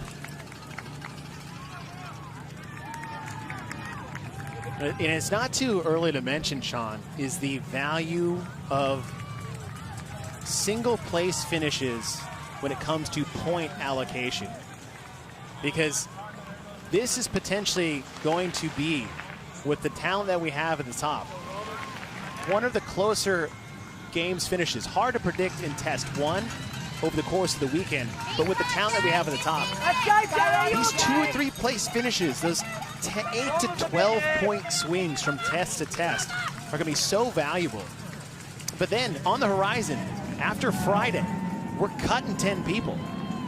And there's some events that are coming on Saturday that maybe those bottom 10 could succeed in and maybe make that final cut to 20. Jake Douglas being one of those athletes. Koski, Crouch, and Adler, your top three right now on their 5th lap.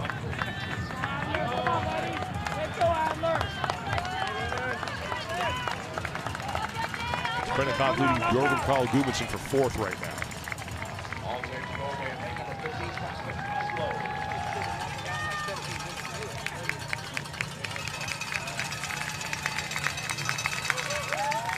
Now it's Adler who has moved into the lead.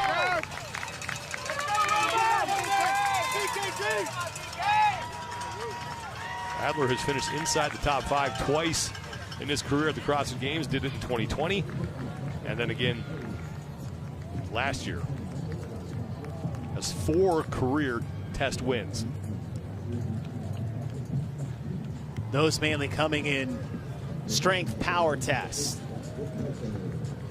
Back 9 last year is one of the more impressive things I have seen anyone do.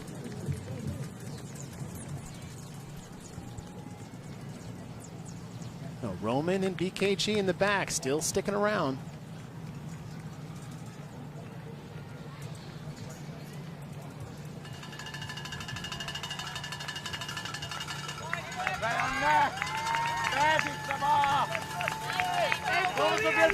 Koski is really doing a nice job of drafting off the people in front of him.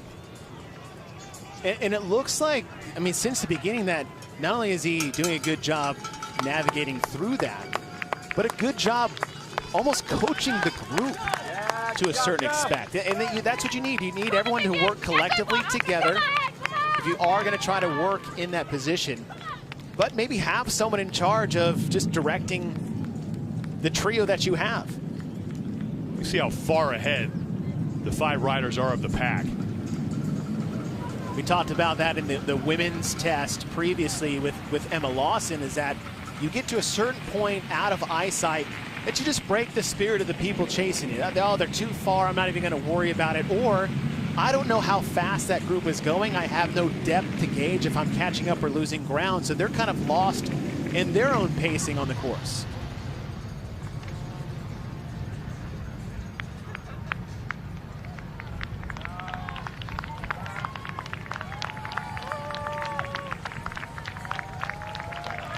Adler will be the first man to hop off his bike and complete this approximately 200-meter run. This is not the first time we have seen bikes at the CrossFit Games. The first time was back in 2012. Pendleton won, and those bikes were single speed. Yeah. Didn't see him again until we came here to Madison in 2017 with cyclocross. We had the road bikes in the crit in 2018. The bike repeater showed up in 2020 out in Morgan Hill, California, and then last year we had bike to work.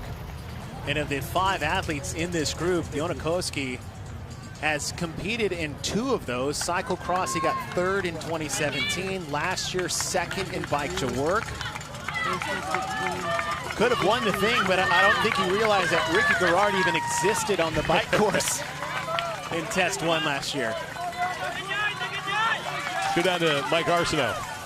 Well, Jeff Adler is from Montreal, and for those of you not as familiar with Canadian geography as I am, Montreal is actually built on a hill, Mount Royal, and Jeff has done a number of bike training sessions up and down Mount Royal, over 200 meters of elevation, nearly 800 feet. So obviously those training sessions definitely paying off here in test number 1. And here comes our top 5. And Adler will be the first man across,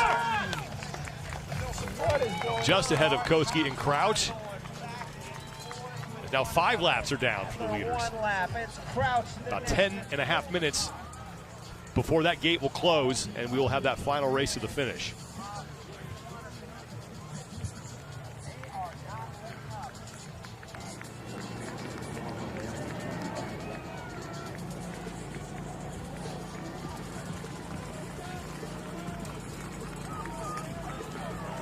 Krennikov and Gudmundsson have managed to now close the gap as well, as those 5 riders are tired as tired.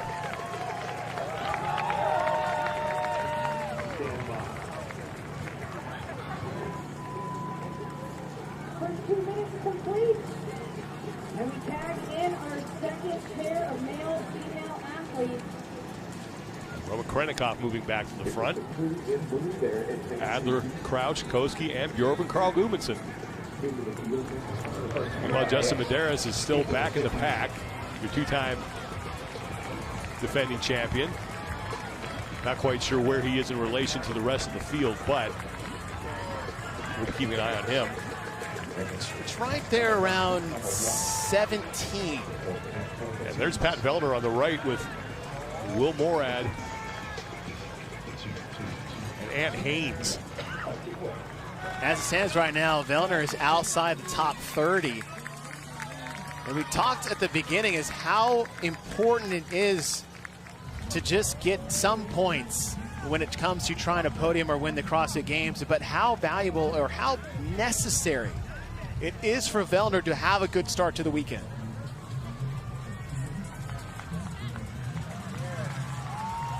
Pat Vellner's no stranger to climbing out of early holes, and it's looking like he's going to have to do it again here.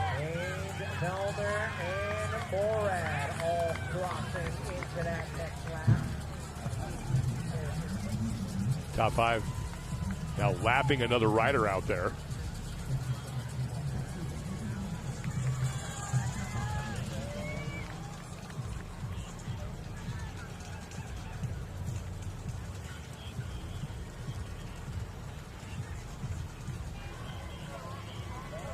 This test is presented by O2 Hydration, the official sports drink of the 2023 Noble CrossFit Games. Find O2 online at drinko2.com and at CrossFit gyms nationwide, and hydrate like you mean it. Now 8 minutes left before the gate closes. It's Roman Krennikov in front of Jeff Adler and Jay Crouch. Jonakoski sits in fourth, followed by Bjorven Carl Gudmundsson.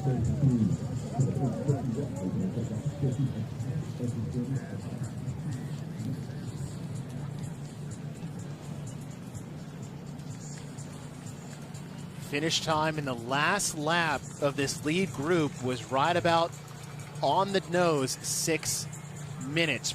Earlier, previous to that, they've all been sub 6. So that was the slowest lap they've had, being the 5th lap, which is no surprise. I mean, to speed up constantly through 40 minutes at this intensity of which these athletes are riding at is not feasible. But 6 minutes here, if they can get past the gate, which they will in plenty of time, and you know, we predicted maybe somewhere around 36 to 37 minutes. But the pack behind them, the majority of them all may make the final lap.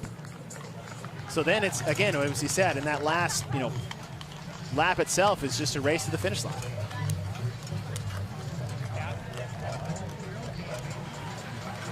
Look at Jonakoski. This is the benefit of being in the back of the pack. You're not losing any ground. Take your feet off the pedals, flush out your legs a little bit. Your feet aren't clipped in, so that's one benefit of not having clips, is you can just take your feet out and shake it without having to snap back in. The downside is that you don't actually get that full pull of being clipped into a pedal, but these athletes are used to that.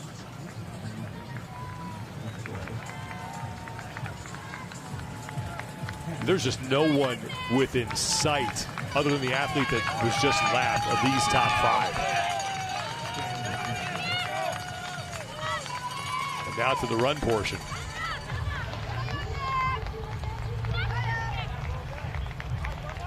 Lap splits for these group. 5:44, 5:54, 5:51, 5:49, and then a 6-minute lap on the 5th one. And that gate will close at 40 minutes, and then it's a race to the finish to anybody who gets past that. Roman Krennikov in the lead. Adler swinging out wide here. When you look at that 5th lap, it's like, okay, how do they get their their second fastest lap on the 4th one and their slowest lap on the 5th one? Outside of fatigue, on the 5th lap is when this group of 5 fractured into 2 groups. You can move faster with a bigger group. That's why the 5th lap was the slowest one. Krennikov, Koski, Adler, Crouch, and Bjorn Carl Gudmundsson. Closing out lap 6. Well ahead of the time cut of 40 minutes, but they'll only have this last lap to go, less than 5 minutes to finish. Meaning now the race for these 5 athletes is underway. The question is when are they going to start racing each other? But at the same time, this entire field should be able to make this last lap, save for maybe a handful of athletes. I think if you keep an eye on Koski, he might be the guy that starts this thing off. I feel like he's really run a smart race here, conserving some energy. And I wouldn't be surprised if Roman went first, and Koski, who, like you said, has had a great race so far, although as you say that, Koski pulls up ahead. But Roman has been the one that has jumped ahead of the pack at random moments in this top 5. But as you said, Koski has been riding this group and leading this group for the last 36 minutes. Now Koski increasing some speed on the left. On the right, Medeiros and Vellner right next to each other.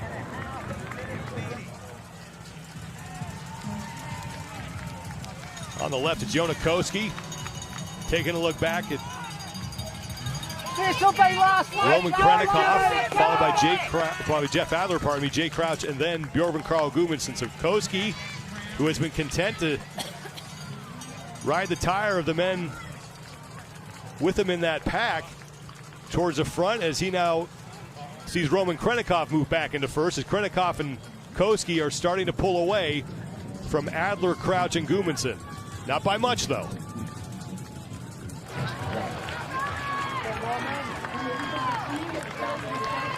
It's a long lap, 6 minutes of hard racing. Koski looked like he might be thinking about trying to pass Roman on that turn. And honestly, what I would do in Koski's position is do what you've been doing for the last 6 laps, is that if Roman wants to go out, just go with him. You don't need to beat him halfway through the lap. Where that last part's going to be, maybe just stay on his wheel as long as you can until you get to that run transition. Possibly make a move there. But it's after that run transition, straight away to the finish line, downhill the whole way, upshift as high and as quick as you can once you get onto the bike and just race to the finish line. So Roman Krennikov with 2 minutes to go before that gate closes, so this should be the final lap and the final race to the finish.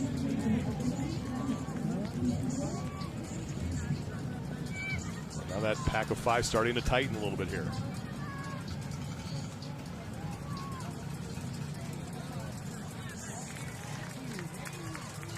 See, Roman Krennikov has upped his gears. Now Jeff Adler and that has as well. And it slowed him down the turn, but like if you look at Krennikov's pedal strokes, it's much slower than the other two. Jeff Adler, look at the cycle rate, the RPMs he's going. That means he's in a lower gear. He can get a faster cycle. That's so valuable in these tight turns on the back part of this course. If you're in a higher gear, it's a slow turn. It's what we said at the very beginning of this race. Well, Jeff Adler is in the lead. Kaike Servani is the man who's getting past there and kind of bolishing things up for that lead pack. 1 minute to go. So this will be the final race to the finish line. Adler leading Koski. Roman Krennikov sits in third, followed by Jay Crouch and Bjorn Carl Gudmundsson. And now Koski making a move on Adler. Koski back in front.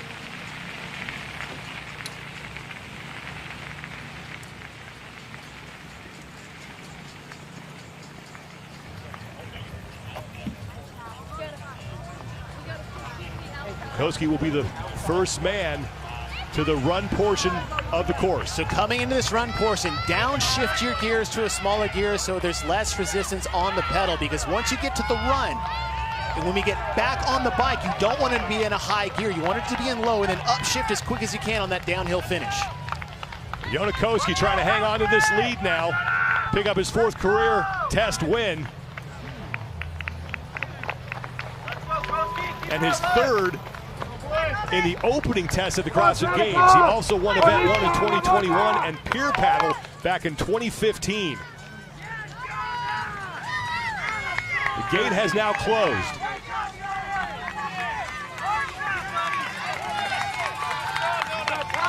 Koski getting set to make the transition. Here comes Adler in second. And it's Crouch and Krennikov fighting for third, but it's going to be Koski with a great push at the end here to separate himself from the four men chasing him, and Koski picks up the win. Will finish first. Adler is going to get second. Crouch edging out Krennikov for third, and it's going to be Bjorn Carl Gudmundsson taking fifth. Just a masterful tactical race by Koski. Crossing that finish line.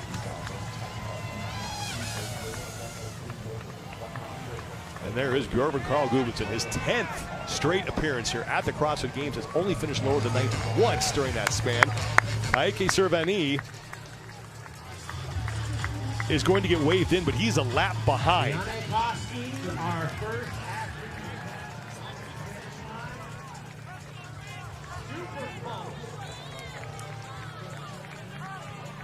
And there is Koski trying to recover after his fourth career test win. Now, Jelle Hoste out of Belgium leading this pack.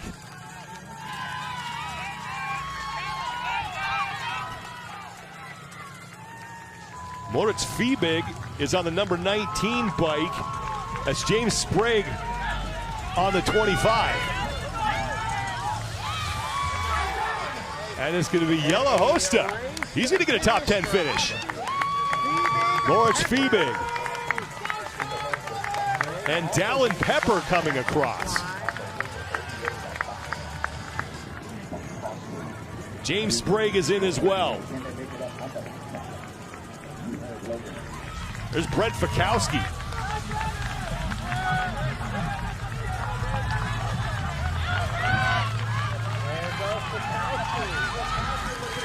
Spencer Panchik with a late push. He is across.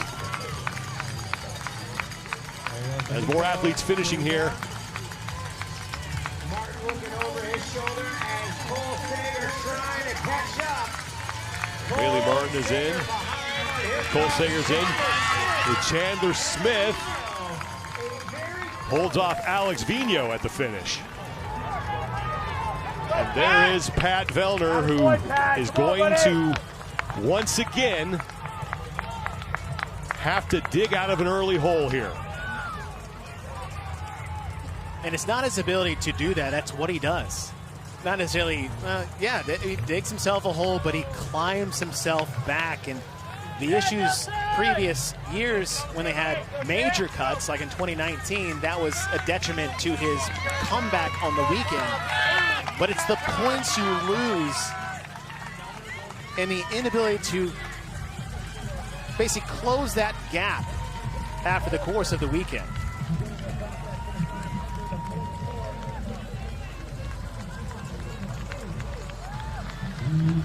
Noah Olson just got across the finish line. Sam Kwan is in. Sam Cournoyer, Will Morad. Taking it off in grand style here on day one of our team competition. Luke Parker. Colton Mertens.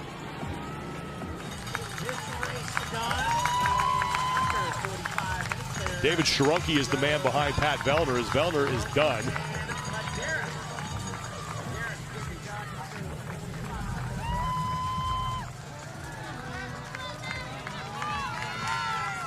And there is Medeiros, who's now just coming across. And I don't know if he blew up or maybe something happened to the bike, because he had something happen between lap 4 and lap 5. He was about mid-pack on lap 4 and almost dead last after lap 5. Cole Griesaber.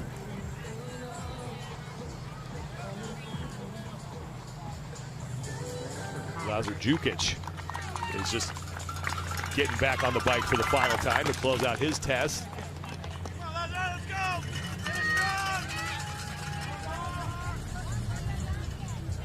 Jukic making his third straight appearance here at the CrossFit Games. Both times inside the top 10, 9th in 2021 and then finished 8th last year.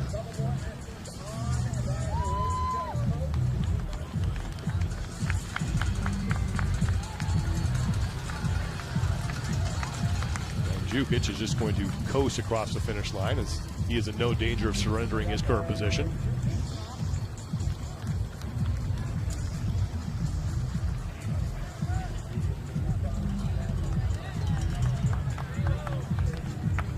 That's Artur Semenov. Will make his way across the finish line. It's just about every athlete has gotten across. Semenov getting across that finish line as well. Close out this opening test. There's the man who rode away with test number 1, Yona Koski. And you mentioned the word tactical. He was more or less perfect throughout this whole thing. Right from the start, but also helping other athletes really help him at the same time. As you said, that lead pack after about the first lap of Adler, BKG, Krennikov, Crouch, and Koski.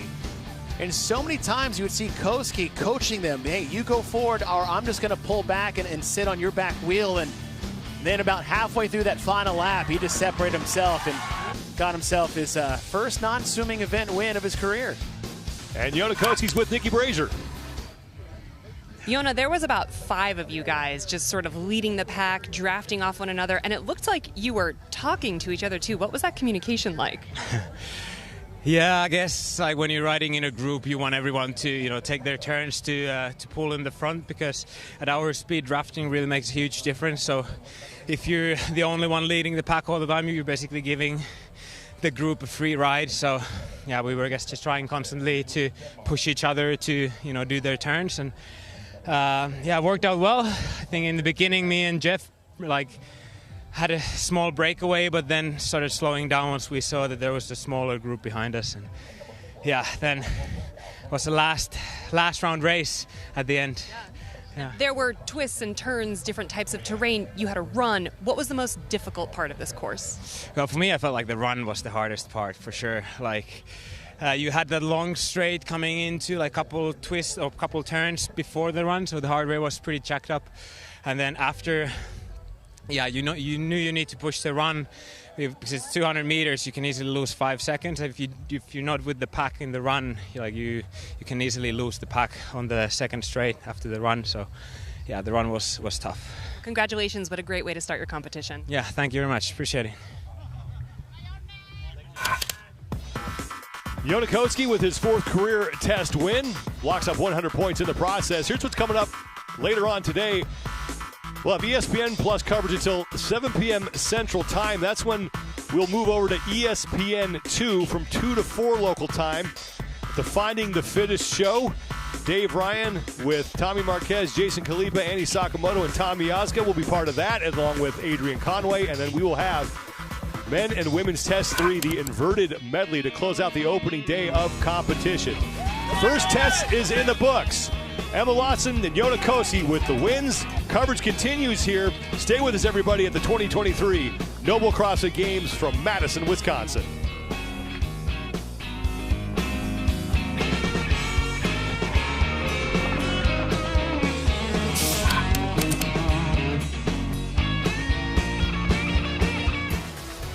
The 2023 Noble CrossFit Games are presented by Noble, the official footwear and apparel brand of CrossFit. Rogue, don't weaken. G-Shock, challenge your limits, the official watch of the Noble CrossFit Games. Trifecta, eat like you train. And RP Strength, the official nutrition coaching platform of the CrossFit Games.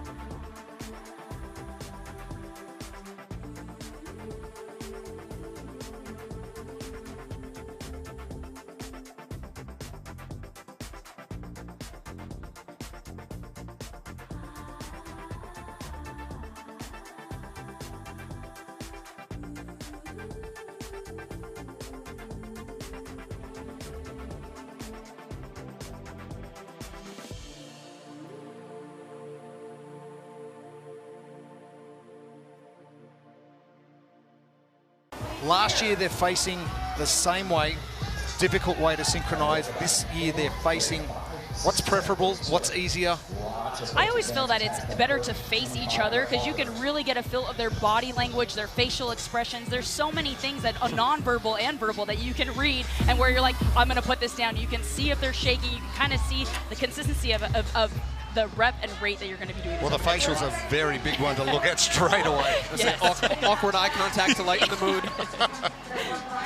Krypton right now is out in front. Alex Smith, tremendous gymnast. No surprise here that was the easiest thing he'll do all weekend. He and his brother, Ben Smith, 2015 fittest man on earth, leading this Krypton team that podiumed back in 2019. And you see the sense of urgency. You see these teams, they are running to their barbells. This is not a walk to our barbells, let's try to get there. This is a let's go, pick it up, go into that squat snatch, and let's start squatting. 25 overhead squats performed in each segment, advancing the bar down the field as we go. Josh Alshama is facing us, Brittany Weiss with her back to us. This Invictus squad returning all 4 members from last year's third-place team. Alshama told us, I don't like the color bronze. They decided very early that they were going to come back, and it's something new for Invictus. Typically, they don't set teams early. They decide who wants to go team, and then as they train, pick their best foursomes. They said, no. This 4 from day 1 is our group. There was definitely unfinished business, and they knew their goal. They are not being shy about it. They came here to win the CrossFit Games. 5 seconds left, and then we'll switch pairs. And each has an interval down.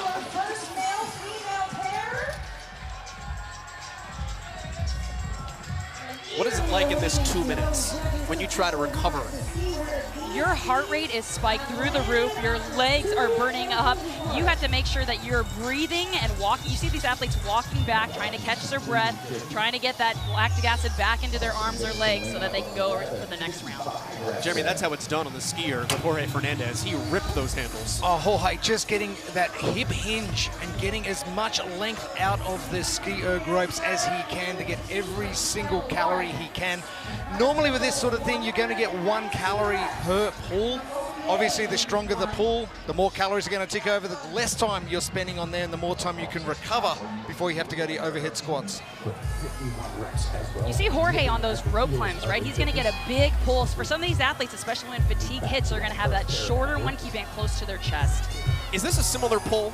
You're pulling down on the skier, you're sort of pulling down on the rope, although your body weight is rising. What's the difference in the movement and how it affects you? When you compare this to the seated legless rope climbs, I'd be much preferred to get those elbows tucked into the body as close as possible. For the ski erg, the elbows are able to get out a little bit wider to release the lats, which are going to be the strongest part of the pull for both of those movements. Now we move on to the overhead squats, where those lats now have to stabilize a weight as well as the shoulders overhead. The closer to that center of your body we can get that barbell, the easier the squat is going to be.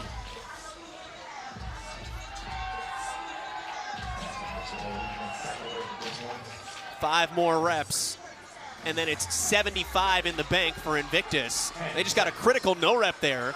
You want to try to get through this segment before time runs out, and then you can advance the barbell. That's perfectly timed with 2 more seconds in this interval.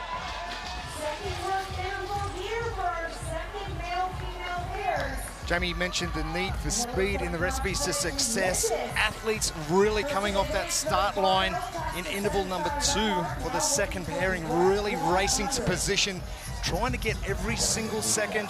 Invictus know from last year, they got beaten by a second, so every second is absolutely crucial and trying to take that lead back from OBA.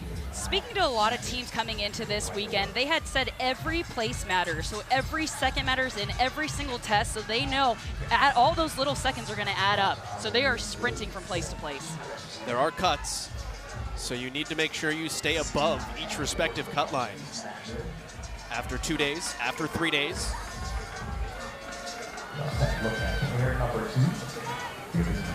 We talk weather at the start and how weather affected this test number 10 from the day 4 of last year's games.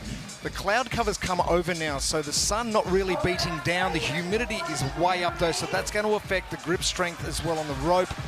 Not so much on the ski erg, but once you get to the barbell, that's going to get a little bit slippery once these athletes start to sweat a little bit more. Move fast, lift heavy is the first team back to the barbell in this interval as we check in with Lauren. You already mentioned Jorge Fernandez and his hamstring injury. It really meant we never got a true sense of what Invictus could do at semi-final level. Same goes for CrossFit Oslo Navy Blue. Ivan Dalringa, their captain, has been harboring a hip and a back issue. And Nikolai Biladel did the first day at semi-finals with severe flu. He was so disorientated. His teams had to actually move him around the floor.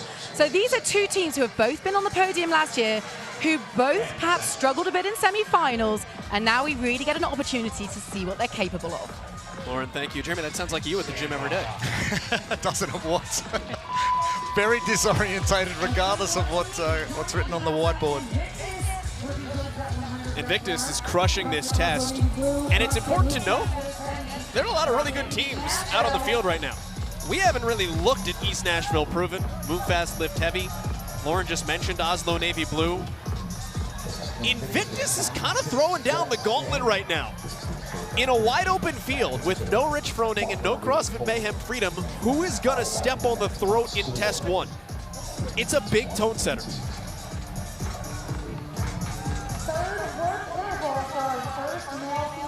This is where we saw some of these legless rope climbs break down in the earlier heat, but it looks like all of these athletes are staying strong. Their pull looks great. They're still using that big kip on that legless and controlling it nice on the way down. Andrea Nistler on the rope for East Nashville Proven. Part of that Mayhem Freedom team the last couple of years. If you combine Andrea Nistler and Taylor Williamson, the greatest pair of women to ever compete as a unit on teams competition, and I don't think that's a controversial statement.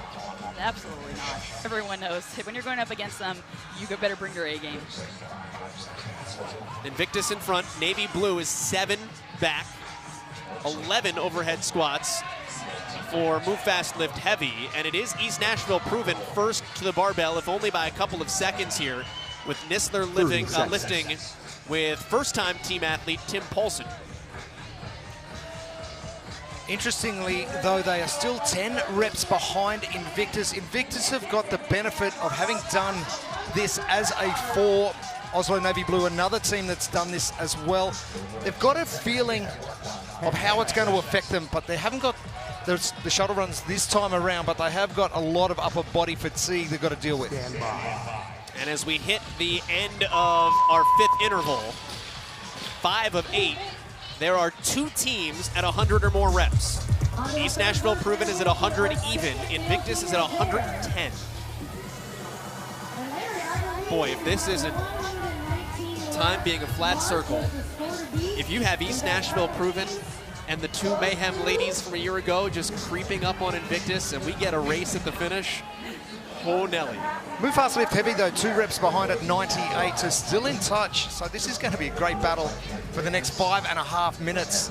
And what a test to start things off for teams. And this has been a lot more brutal than we saw on day 4 last year. And Move Fast Lift Heavy has a lot of games experience amongst the 4 of them, so that plays a big factor in staying calm, understanding if you're not in the lead, you can make it up towards the end, saving a little bit of room in the tank for those final last rounds. Chloe Govind-David is the newest member for Move Fast Lift Heavy. The other 3 returned from last year. Chloe was on Pro 1 Montreal in previous seasons.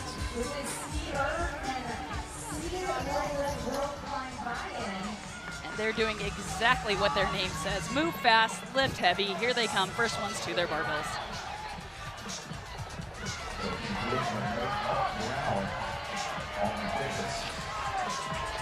And that's where the timing becomes critical, right? You just did 3 overhead squats, had to drop the bar and advance because you couldn't get to the end of the segment by the last interval. So it's a couple of critical seconds as Move Fast, Lift Heavy tries to play catch up here with Tola Maracanyo and Taylor Williamson. East Nashville Proven, they're going to work here, and Invictus's barbell is still untouched. Brittany Weiss and Josh Elshama have run into some trouble back at the ring. I controlled it! Huh? And I don't know who Josh is yelling to coach-wise back behind the line, but Invictus is running into some issues with the rope as Jorge Fernandez gets back to work with Devin Kim. Here's Alshama.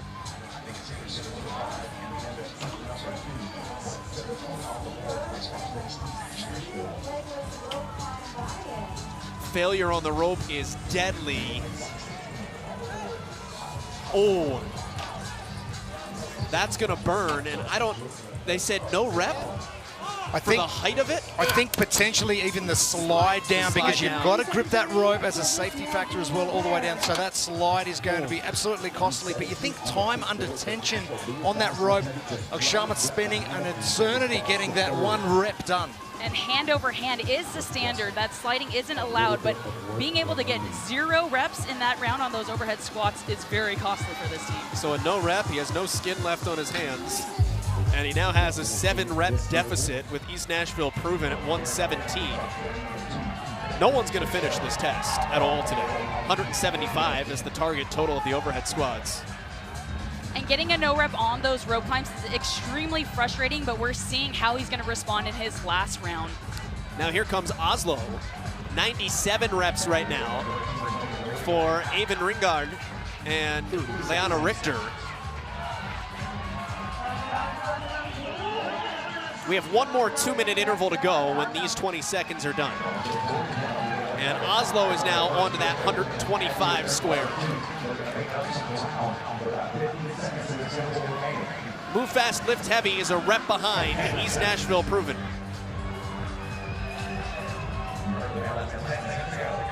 Boy, Nisler and Paulson look like they are attached. Final 2 minutes.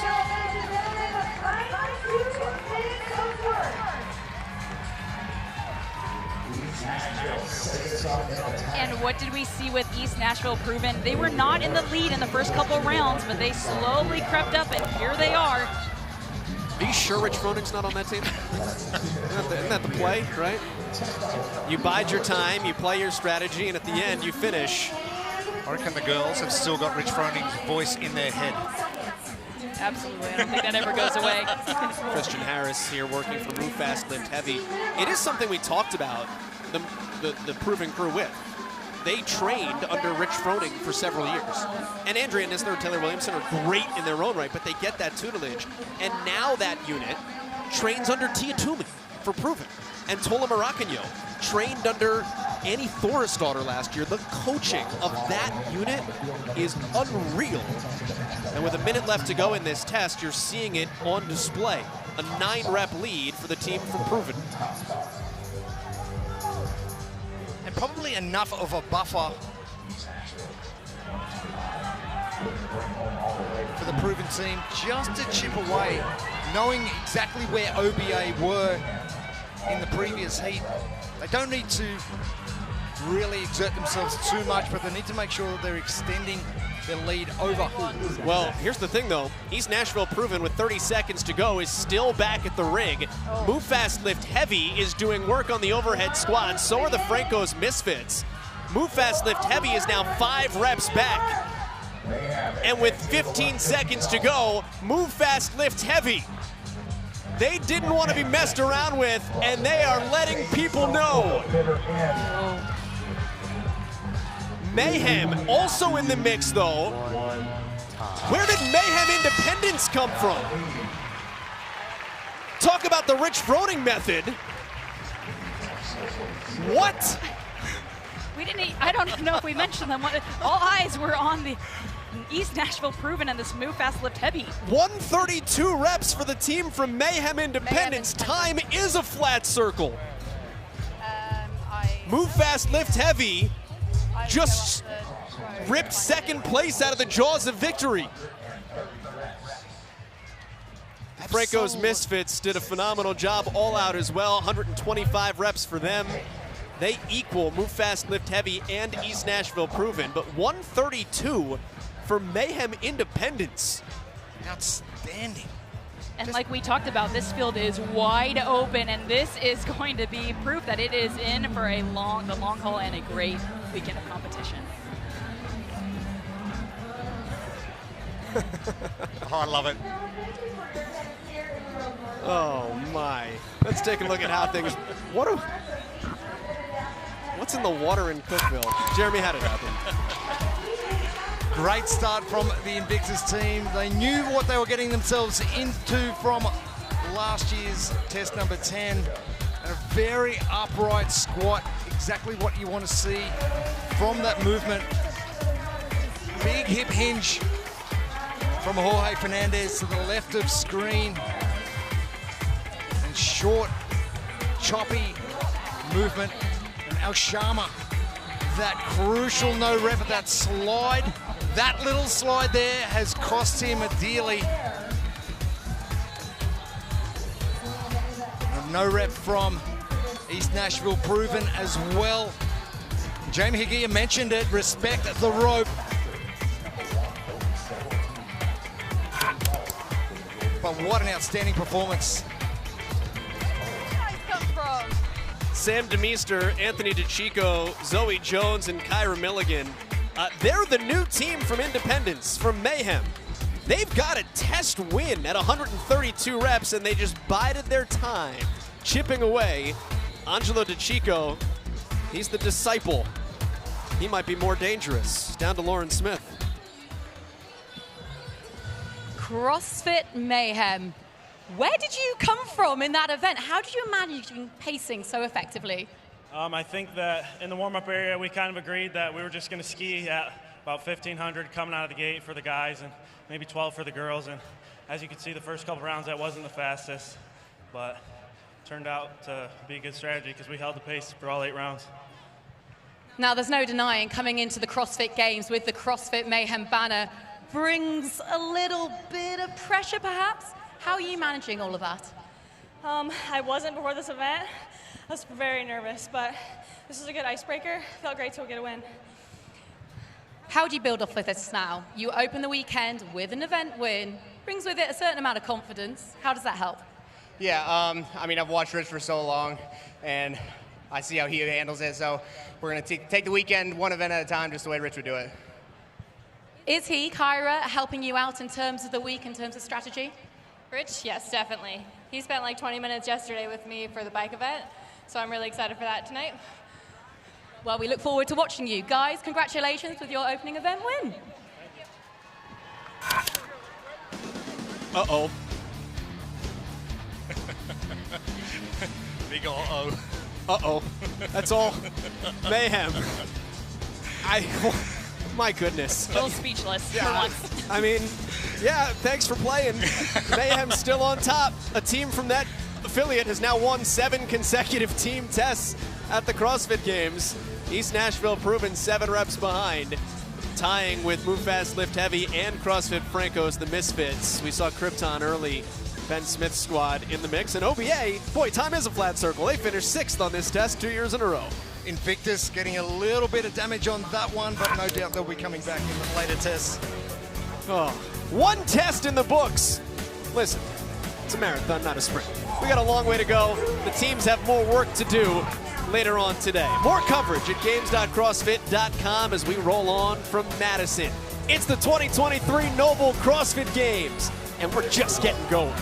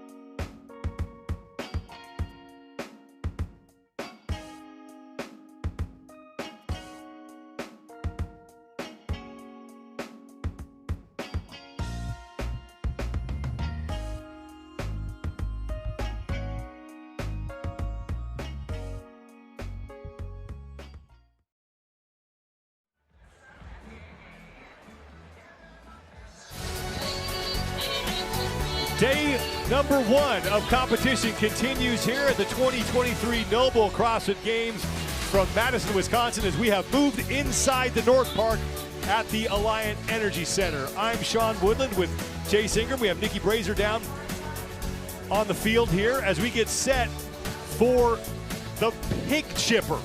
Oh yeah, just bringing it back to some classic chipper here at the North Park Stadium, starting with those 10 pig flips into 25 chest to bar pull-ups, 50 toes to bar, 100 wall ball shots, and then work your way back. 270 total reps, 18-minute time cap. Your recipe for success delivered by Trifecta. Be wary of your rest time. We're going to take some breaks, some intentional breaks, but keep an eye on the clock. You can lose time when it comes to big sets and big breaks, and save some for the turn. Those last 10 pig flips are going to decide the winner. Let's send it down to Nikki Brazier. Guys, it is the return of the pig down here. This is the 5th year that we've seen the pig show up at the CrossFit Games, and this is the point in competition where we get to see how much experience matters. The pig was not in the warm-up area, so for many of these rookie athletes, it may be the first time that they ever get a chance to flip the pig. We'll see if any of the returning Games athletes have an easier time on the way down and on the way back. 2 heats of 20 women here in test number 2, the second of 3 tests that the individuals will face here on day number 2. Olivia Kerstetter will be in lane 8, one of the youngest competitors here in the field, a former teenage champion making her individual debut. But one of the strongest in the field, that in 2021 she had the heaviest snatch of any athlete out here on the floor. Bethany Flores making her return to the CrossFit Games. She's been battling some back problems this season. This is the heaviest implement right now that she will lift that we know of, so we'll be keeping an eye on her, especially in the opening portion of this test. 10 flips on that 350-pound pig. And down in lane number 4 is Abigail Doman. She's out early here, as are Emily Turner and Olivia Kerstetter. Sean, when you look at a down and back chipper in this pyramid style, these first 10 flips, we said this before the year, it's not going to win you the test, but it will potentially blow you up for the middle gymnastics portions. There is it's heavy. We think about the back, we think about the posterior chain and the glutes and hamstrings and back erectors, but what this does to your grip, if you do not have good technique, will wreck the rest of this test, especially with the 150 reps of gymnastics we have on the pull-up rig after this. Kerstetter and Sydney Wells in lanes 8 and 14. So take a look at Olivia Kerstetter.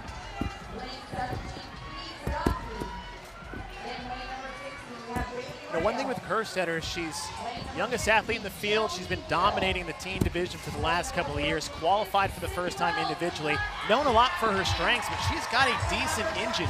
She won the worldwide quarterfinal test of that 20-minute AMRAP of the road GHGs and VMs. 25 chest to bar pull-ups now. Olivia Kerstetter in the blue top and gray shorts will be the first to start those.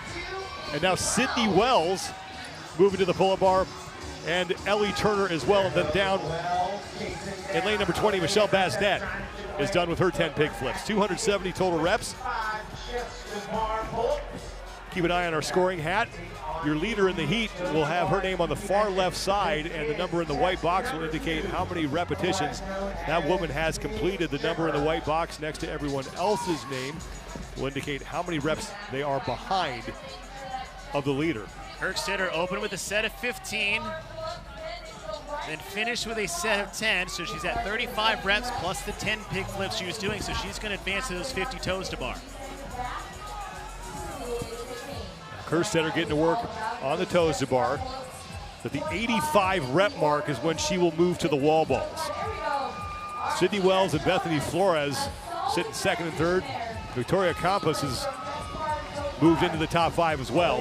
Kerstetter with a set of 10 to open things up, and you gotta be careful not to get wrapped up into the moment and the people around you. 50 toes to bar for these elite athletes may not seem like a lot, but when you double it on the backside of 100, plus the additional totality of the 50 chest to bar pull-ups, almost look at the bulk set as the way you approach these movements rather than their individual broken up sets. Ellie Turner on the right side of your screen is on the toes to bar. Have to complete 50 reps here. And Sydney Wells is now pulled even with Olivia Kerstetter. Ellie Turner in lane 7 is an athlete to keep your eye on once we get to the wall ball portion of this test. 100 reps, 14-pound ball to a 9-foot target. That is so short for these elite athletes. Last year they had to go to a higher target when we're thinking about that test called hat trick, which she crushed when she cycled those wall balls. Kerstetter has 20 reps remaining in the set of 50. Sydney Wells looking to overtake Kerstetter for the lead in this first of 2 heats.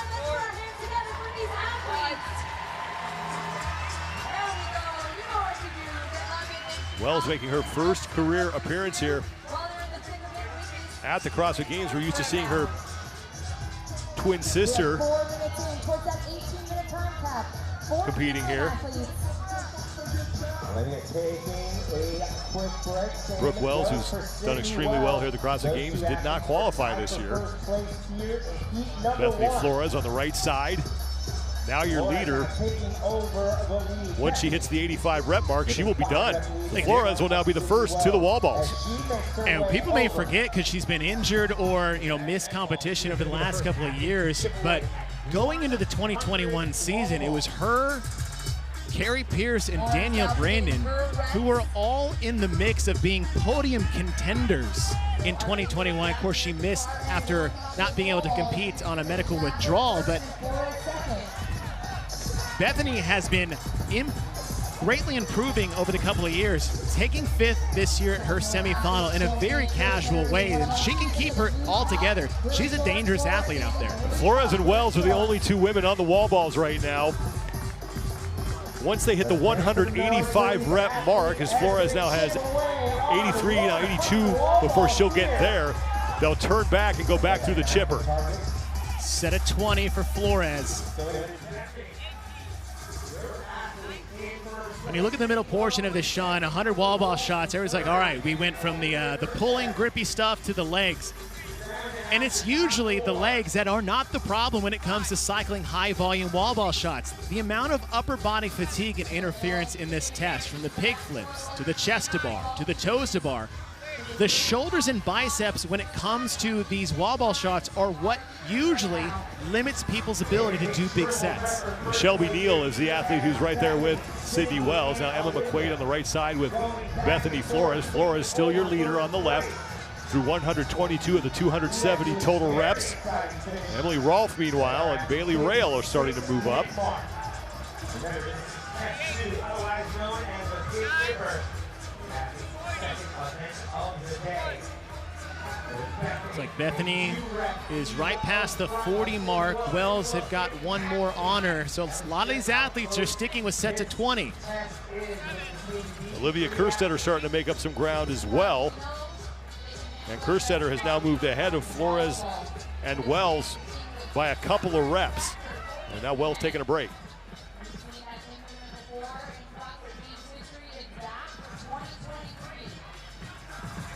This middle portion, 100 wall balls, this is really the part where people should take their time a little bit. I know that sounds a little obvious, like, hey, don't go too fast here.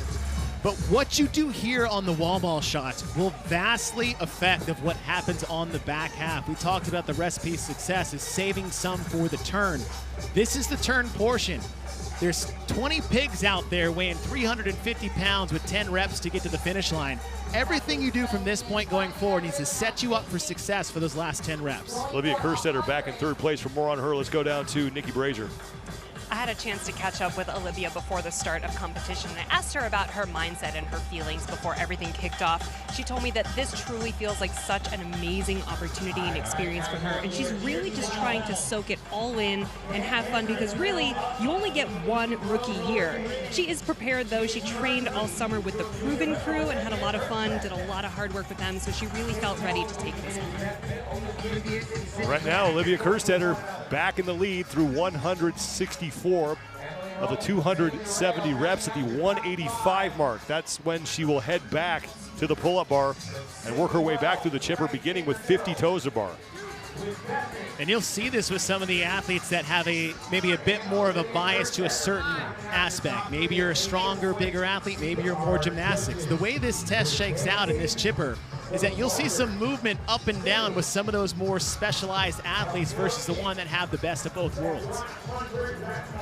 Sydney Wells, Bethany Flores, and Olivia Kerstetter have been trading the lead here on this portion of this second test.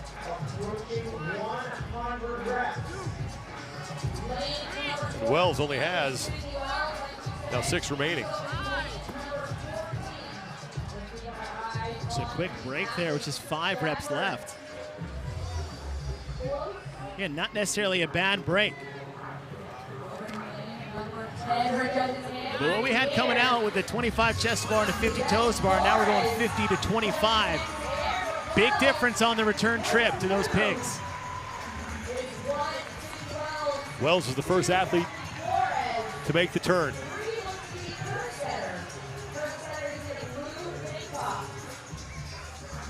And Kerstetter and Flores both done. Bailey Rail and Emily Rolfe look to be the next to finish.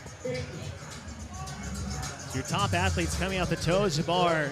We're doing about sets of 10, 5 sets of 10 on the 50 coming in.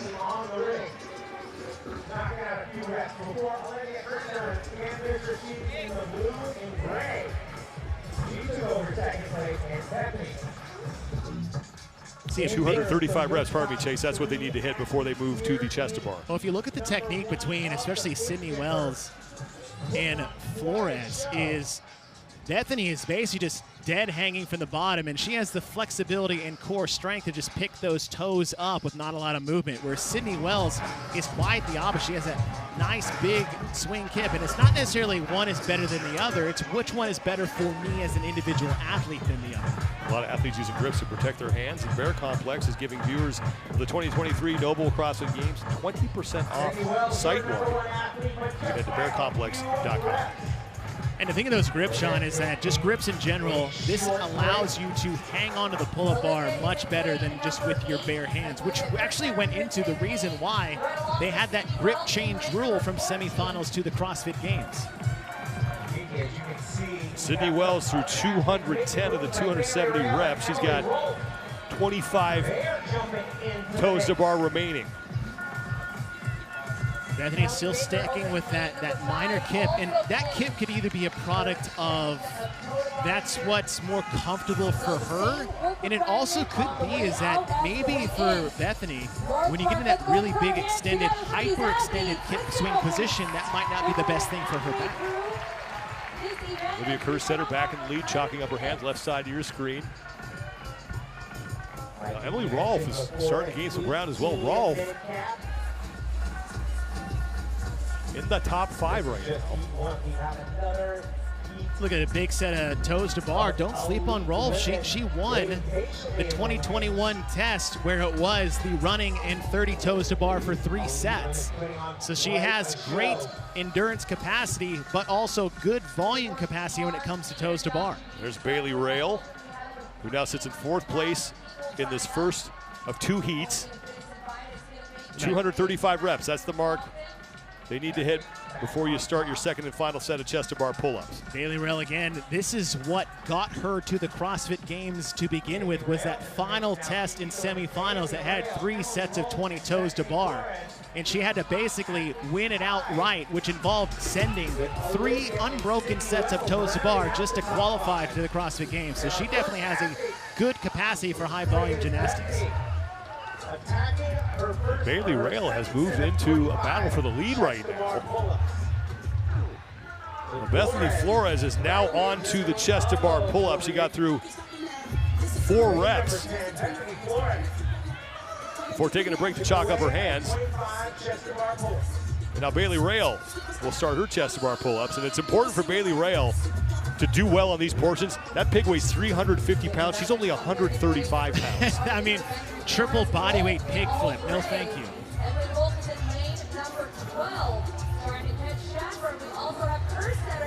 We talked to Adrian Bosman, competition director, yesterday about this test in particular, and he said a lot of people who tested this did very well until they got to the second set of pig flips and got pinned by the thing. That's a big part of this competition in general, is that you got to look at what the critical element of the test actually is. It's not necessarily gymnastics, monostructure, or weightlifting as a modality that's the critical element, but a piece of equipment or a particular skill or some particular movement. We heard athletes got to the pig first and got capped by the end of this. So it's not about who gets there first, but how they got there in the first place. Well, Bethany Flores will get back to the pig first.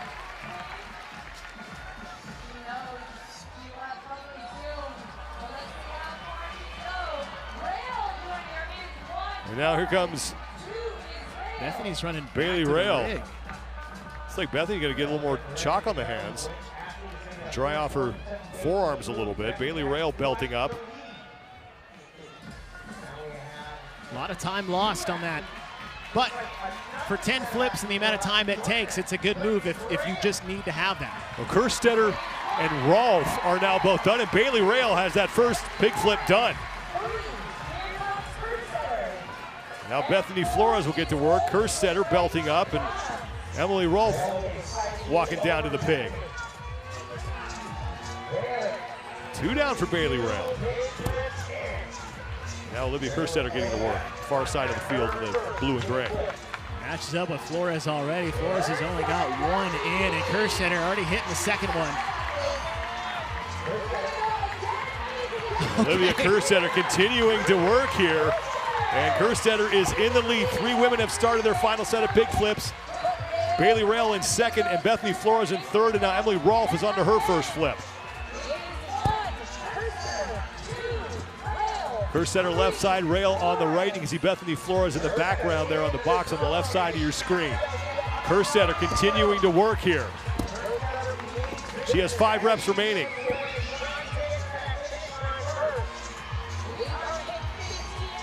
Shelby Neal, Sydney Wells, and Emma McQuaid are on to the pig as well. And Kelly Baker. She's on the top of your screen, far side of the field. And Kerstetter took 1 small break after the set of 5. But what she's been doing now is that thing ticks over the top. She'll just walk up and put her hands underneath right away. It's almost like if you got a barbell where you're doing singles and you're not taking that step back, you're just staying flat-footed over it. It just helps them keep those rest periods short. So what we said at the top of the test. Final rep for Olivia Kerstetter, and she is going to take heat number 1.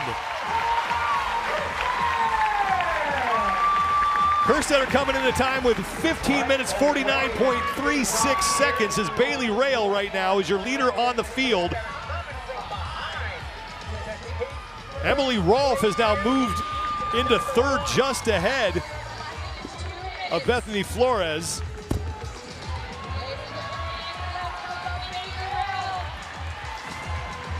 I'm impressed with Bailey Rail. It hasn't been terribly fast, but it's been very consistent. And Bailey Rail up and over for her final rep, and she's going to take second place in this heat. 135 pounds, and she did a very nice job on that 350-pound pig. When you feel like trying this at home, drag your refrigerator outside and flip it around the street and see how that feels. Let's maybe unhook the water connection first. Emily Rolfe is now across. Third place for her in the heat. Sydney Wells is making a bit of a move on Bethany Flores.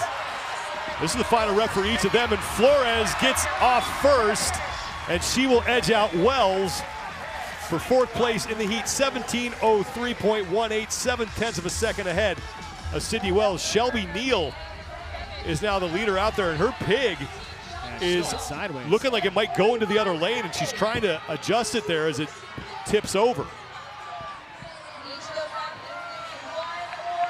Ellie Turner in lane 7 just completed her final flip, and Turner's going to get across ahead of Shelby Neal. Fee Sagafi is now your leader on the floor as we have just 20 seconds remaining. Sagafi with one flip left. One of the smaller athletes in the field for Fee Sagafi. She has got to be pleased with this performance. Well, she needs a good performance after what happened in test number 1 on ride. Fee Sagafi's done, and she's going to sneak in inside the time cap with about 5 seconds to spare. And that will do it. Olivia Kerstetter sets the time to beat, 15 minutes, 49.36 seconds for the 17-year-old.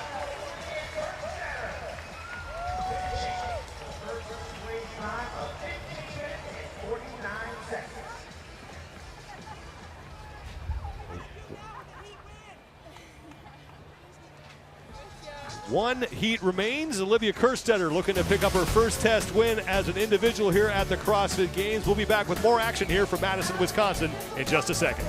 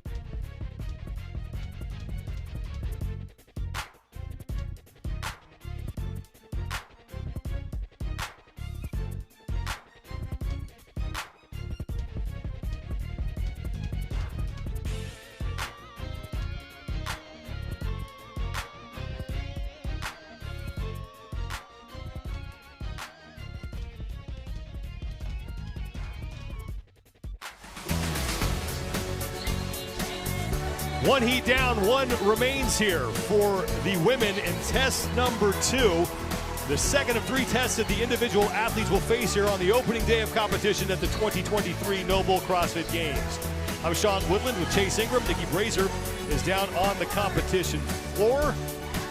Test number 2, the bikes are gone, but the pigs are here. Pigs are here and a lot of gymnastics on the rig. 10 pig flips at 350 pounds, 25 chest to bar, 50 toes to bar, 100 wall ball shots in the middle, 14-pound ball to a 9-foot target. Work your way back to the finish line. Recipe for success delivered by Trifecta. Be wary of your rest time. If you're taking breaks on the pig, make sure you know what the clock is doing. Don't just sit there in your head. Time is an illusion out here on the North Park field. Save some for the turn because those last 10 pig flips are going to be that deciding factor. Let's bring in the third member of our team, Nikki Brazier, down on the field. Thank you, Sean. Well, Heat 1 showed us just how devastating the pig can be. Coming in at 6'10" and 350 pounds. It wasn't necessarily the way down the field that really slowed down the athletes, but the way back where many of them were buried. Several of the athletes in Heat 1 did not finish this test before the time cap. Only 8 women able to get inside the 18-minute time cap. 20 more athletes on the field here, and keep an eye in the middle, lanes 9, 10, and 11. 3 women who are all looking at finishing on top of the podium on Sunday. Annie Thorstadter, Gabby McGowan, and Laura Horvath. Gabby McGowan, Laura Horvath, 5th and 6th. Gabby McGowan got 5th place in this. Annie Thorstadter with 11th. She's back in individual competition for the first time since 2021, and this is a test that shakes up well for all 3 of these athletes.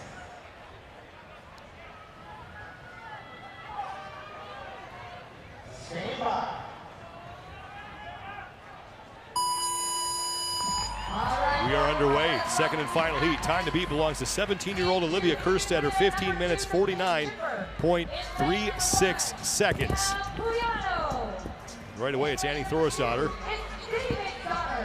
Out front early along with Laura Horvath in the middle of the field. Annie looking very smooth. Horvath lost her grip a little bit on that second pig flip, and that's what happens. You don't really get a good grip with this pig. It's almost a fingertip grip. Think about if you were to do a pull-up on a door frame type of grip. It's going to tax the forearms, it's going to tax the biceps, all of which you need for those middle 150 gymnastic reps on the rig.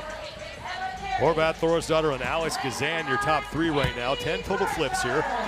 Scoring hat on top of your screen. The athlete on the far left side is your leader, and the number in the white box will indicate how many repetitions that athlete has completed. The number in the white box next to all the other athletes' names is how many reps they are behind. Annie thought she had done 10 and had to take a second to come back and do that final flip. Horvath and Thorstadter, first 2 women to the 25 chest to bar pull-ups. And that's when it pays to be a veteran in the sport for so long between these 2 athletes. As Nikki said earlier, there is no pig in the warm-up area. And unless somehow you have one of these or built one of these for home, like, these aren't for sale. Like, this is all they have, is kind of what Boz told us the other night. So unless you have experience with this in competition at the CrossFit Games, you don't have an advantage when it comes to those pig flips. Alex Kazan was the 3rd woman to the chest to bar pull-ups, along with Christine Kohlenbrander. 35 reps is what they need to complete before they will get to work on the 50 toes to bar. And now Thorstadter and Horvath are both working on those.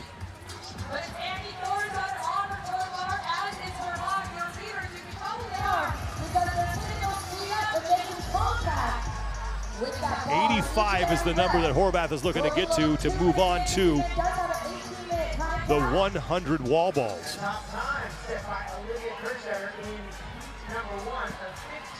And Thorstadter is right up there with Laura Horvath. I don't think her numbers are actually getting registered at the moment. They're rep for rep at this point in time. 270 total reps here in the pig chipper. Alex Kazan on the left side of your screen, currently behind Horvath and Thorstadter. Very curious to see how Gazan builds off that finish in semifinals this year. She was a rookie last year. And you see those rookies at the CrossFit Games, they get a little big-eyed, and that performance doesn't really indicate their ability. But how she did in semifinals this year, I'm very curious to see that leap she takes from year 1 to year 2. Annie Thorstadter is now neck and neck with Laura Horvath on the right side of your screen. Thorstadter, a 2-time champion, won the CrossFit Games in 2011 and 2012. She's the only woman to compete in 3 different decades here at the Games. Stood on the podium in 3 different places as well. I think she's 2 for 2 for all first, seconds, and thirds. Christine Kohlenbrander has started to put some pressure on Horvath and Thorstadter. Kohlenbrander made her first individual appearance at the CrossFit Games last year, finished 27th overall. And Thorstadter is now on to the wall balls.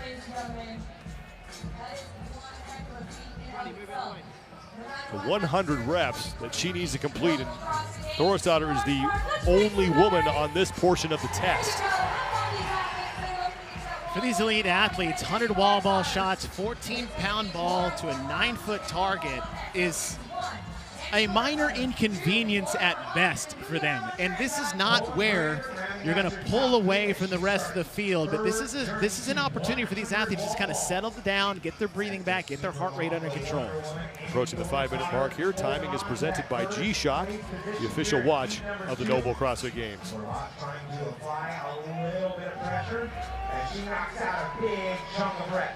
And Sean, as you're looking at Annie Thorstadter on the left, Emma Carey sitting on the right. Emma Carey took dead last in test number 1 this morning, and she's one of those athletes that had top 10, maybe outside chance of podium potential, so she's got a big hole to climb out of this weekend. Laura Horvath and Annie Thorstadter are your leaders right now in this second heat. Christine Kohlenbrander is in the top 3, and Emma Carey is starting to make a charge here as well. Emma Carey in lane number 8. Just 4 reps behind Laura Horvath. Laura Horvath just a few reps behind your current leader, Annie Thorstadter.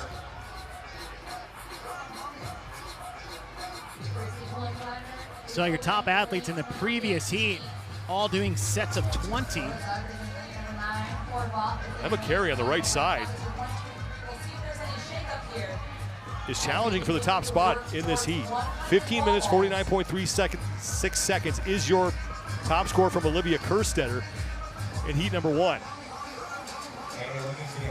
Carey holds the med ball where those hands are fairly narrow, flares her elbows out a lot. And when you do that, you're actually taking away from the chest and shoulders ability to press and push that wall ball, and it's just going straight to the triceps and the back of the shoulders.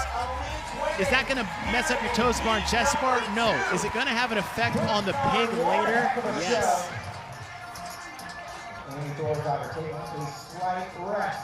Thorstadter taking a break in the middle of your screen. Emma Carey continuing to work. Just starting their journey here with day number 1 of competition, looking to crown finish on Earth at the end of Sunday. And, there's a lot of work that stands. It's like Carey is about 70 reps in, Horvath 10 behind her, Raptis and Kazan all within about 5 reps. But Emma Carey is trying to make a move here on the 100 wall ball shots. Top athletes on the screen right now.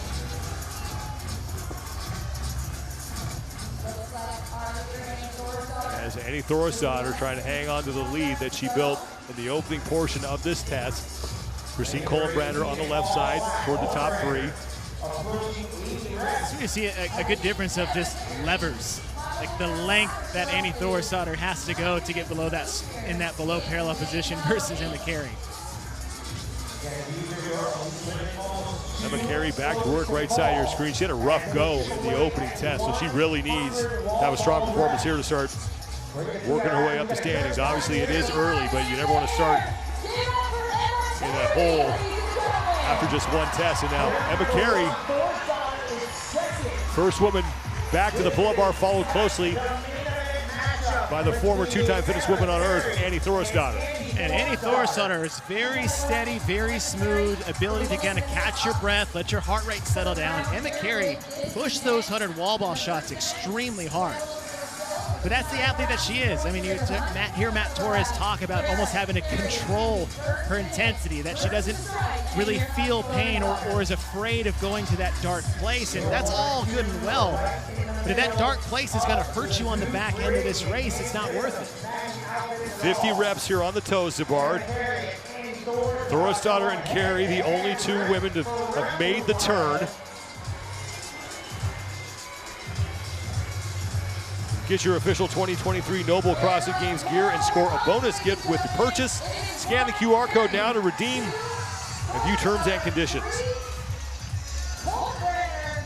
Christine Kohlenbrander is now onto the toes to bars. Laura Horvath is there as well. And Ariel Lowen, we'll keep an eye on her. On the far end of the field from Christine Kohlenbrander. Quite the lead over Horvath and Kohlenbrander. Rolling the first athlete over to that 350-pound pig. Emma Carey taking another break. She and Annie Thorisdottir, the first two women to start their second and final set of 50 toes to bar.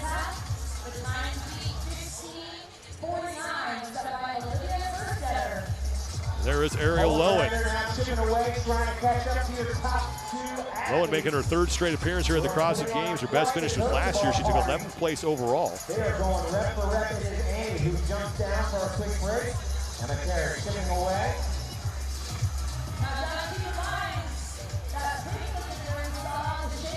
Approaching the 10-minute mark, 18-minute time cap here, and it's Olivia Kerstetter who does have the top score from heat number 1, 15 minutes, 49.36 seconds. Carey dropping down to sets of 5, but she only have 5 more toes to bar to go. Annie Thorisdottir, but 3 reps behind her.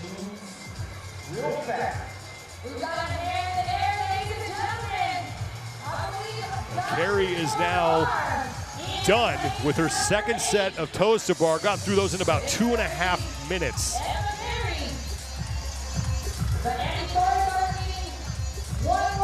Christine Kohlenbrander currently sits in a battle for third place with Ariel Lowen. They're separated by about a rep. And it's now Emma Carey gets to work on her set of 25 chest to bar pull-ups. Got about 10 reps on that first set from Emma Carey, right side box, left side of Annie Thorisdottir. Big set of 10 to start for Carey. Annie Thorisdottir right about 7. Now, as far as the time between these two, we talked about the race at the pig. Emma Carey was about 30 to 35 seconds slower than Annie's 10 flips. So if that remains the same, if Annie stays within about 30 seconds of Emma out of these chest to bar pull-ups, she has the potential to pass her in the last 10 flips.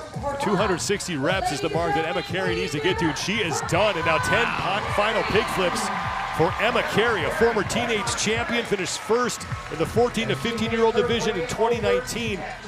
Made her individual debut in 2021, took 16th overall.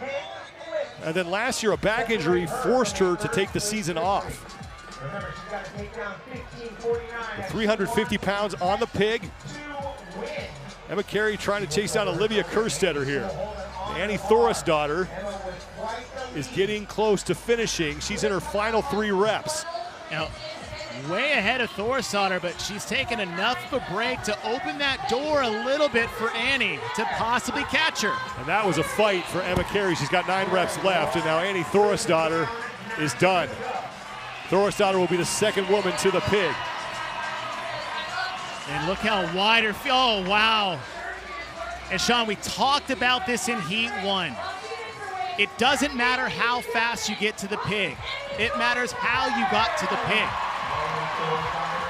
Well, here comes Laura Horvath to join Thorisdottir and Carey. What a move! Just pick it up right in her face. Emma Carey's just watching Laura Horvath rip through 2 reps, and now 3 for Laura Horvath. Annie Thorisdottir is getting to work. Ariel Lowen is also on the pig, but Laura Horvath is leaving everybody behind right now. Someone check the weight in that pig for Horvath. She's got 5 reps remaining as Laura Horvath, and she has more than 2.5 minutes to go before the top time from Olivia Kerstetter hits.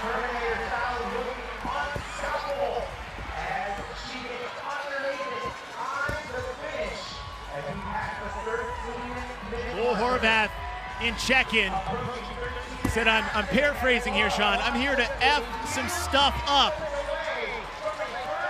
And that she is in this test. One final rep for Laura Horvath, looking to pick up the test win here in the pig chipper. And she will do it. 100 points for Laura Horvath. With a smile on her face. Now, Ariel Lowen has moved into second place. She's at the top part of your screen. Horvath by more than 2 minutes. So Lowen has passed Thorisdottir and Carey, and in the back bottom middle part of your screen in the blue hat is Alexis Raptis. Raptis, who got 4th this morning in the bike ride. Horvath got 6th in this. If Raptis can get inside either Ariel Lowen's time or Kerstetter's time, she actually may find herself in first place after this test. Well, Ariel Lowen is done, so she's going to take second place in the test and second place in the heat, as now Olivia Kerstetter's time slides to 3rd.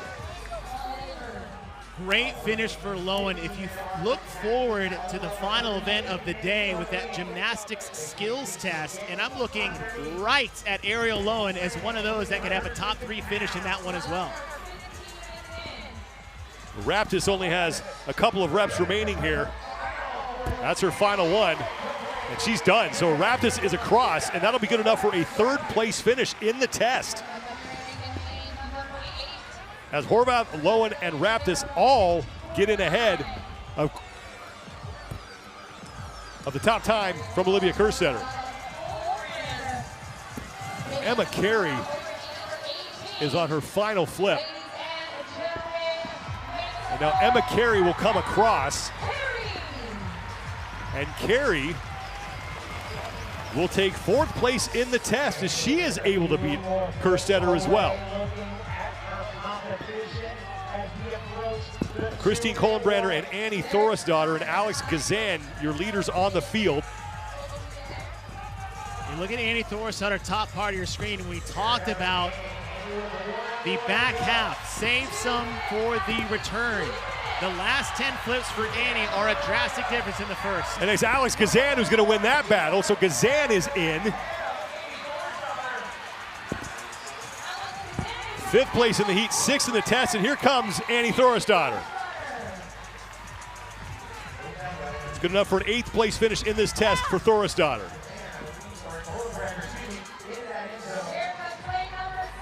There's Emma Tall. Less than 90 seconds to go before we hit the 18-minute time cap.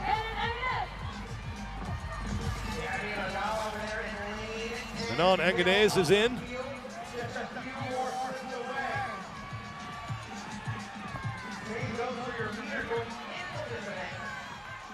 Emma Lawson, who won the opening test. That's why she's wearing the leader's jersey. Overall leader will always be dressed in white and red. And Lawson is done.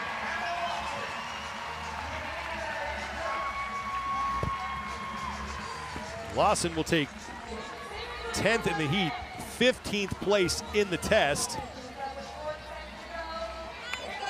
And here comes Gabby McGowan. 30 seconds to go before we hit the time cap.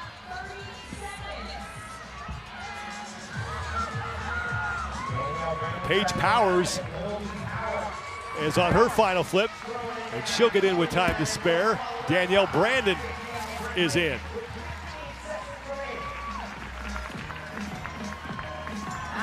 Karine Freova your leader on the field right now, and she will sneak in. 3, 2, 1. And that will do it. But Laura Horvath just demolishing this test. 13 minutes, 50.40 seconds. The only woman to go sub 14, and she beat Olivia Kerstetter's top time from heat 1 by more than 2 minutes. And Laura Horvath wasn't even in the conversation on the back half of this test. It was all Emma Carey's late charge on Annie Thorstadter. But the second rep for Emma failed it on the second one. And then here comes Laura Horvath, who just big pig moved everybody and put it on the table for the last 10 reps and beat the next closest athlete by almost a minute at the end. Take notes, gentlemen, coming up after this. Whatever she did, do the same thing. Let's send it down to Nikki Brazier with your test winner. Laura, did they forget to fill your pig? I mean, you really approached it and had no problem with it at a time when many of your other competitors were stopped. How were you able to push through on the back half of this test? To be honest, when the first time I picked it up, because we didn't have to eat in the warm-up area. So I remember from last year we had to do 20 straight, so I thought it was going to be heavier, to be honest. It was surprisingly lighter on the way there. On the way back, no, it was heavier. They filled it. Take us through your morning so far, coming from the bike event to here. How is your body holding up? Where are you feeling the most wear and tear? I feel great. I just ready to go. I was surprised we only started Thursday and not Wednesday, because every year I was here, we only started on Wednesday. So I'm just here and I'm ready to go and attack every workout. Hungry for it. Congratulations. Thank you. Thank you so much. Thank you, guys. 7th career win for Laura Horvath, 13:50.40 seconds. Ariel Lowen with a late charge. She's going to take second place, followed by Alexis Raptis and Emma Carey. And it's Olivia Kerstetter who will finish 5th after winning heat number 1. Women are done. Men coming up next as they take on the Pig Chipper here at the North Park at the Alliant Energy Center in Madison, Wisconsin. Stay with us, everybody, as our coverage continues at the 2023 Noble CrossFit Games.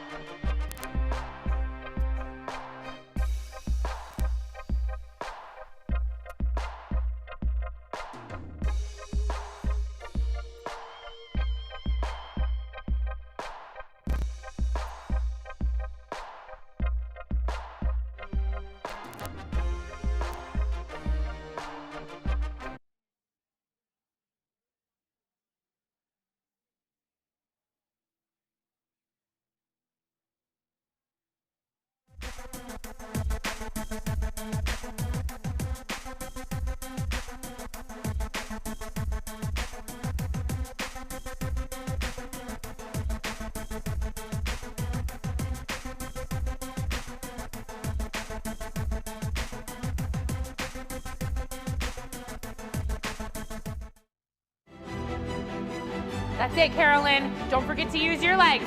3 more. They say that CrossFit is not for everyone, but it's for anyone. The thing is, people make an incorrect assumption that it's not for them based on self-limiting beliefs, based on things that they assume from social media or society, and that is what's absolutely not the case. You just have to find the right CrossFit that matches with your values and feels like a good place to be, and you know, you'll find your tribe and your community of people.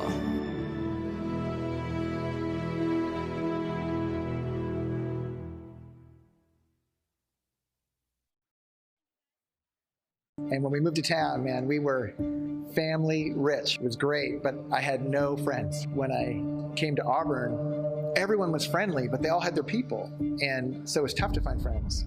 And that's why I came to CrossFit, actually.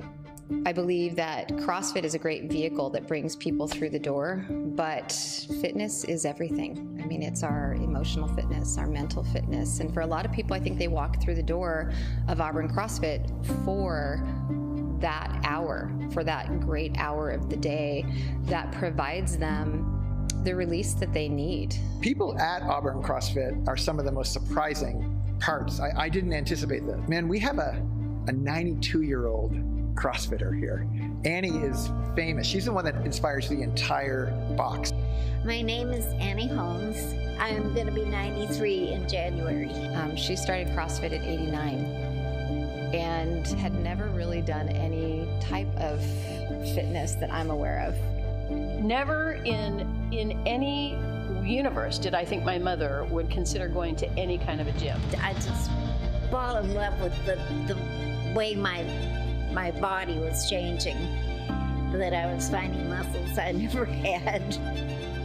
That's one of the things that I think that people undervalue is the importance of, we're all going to age, and something's going to be difficult at some point, but things such as CrossFit make those recoveries or those difficult times more bearable because we have laid the groundwork.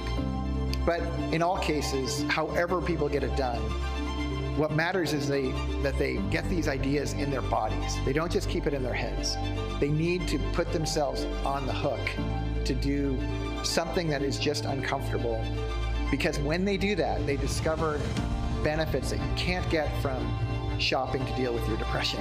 You can only get from challenge. And challenge is this rare gift that increasingly, in a world that worships comfort at every turn, we desperately need it. Our kids need it. Our parents need it. I need it.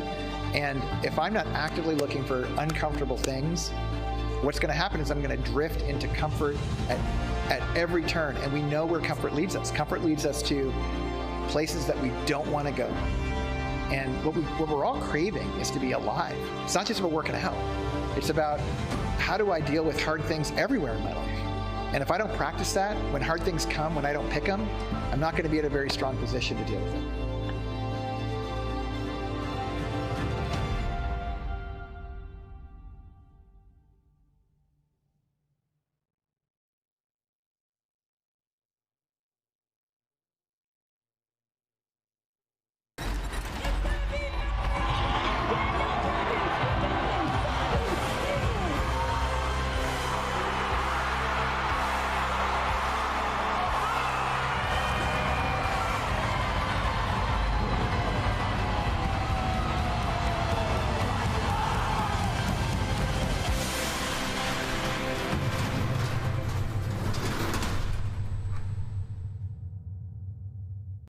CrossFit Games, in my opinion, is like the promo package for what's possible.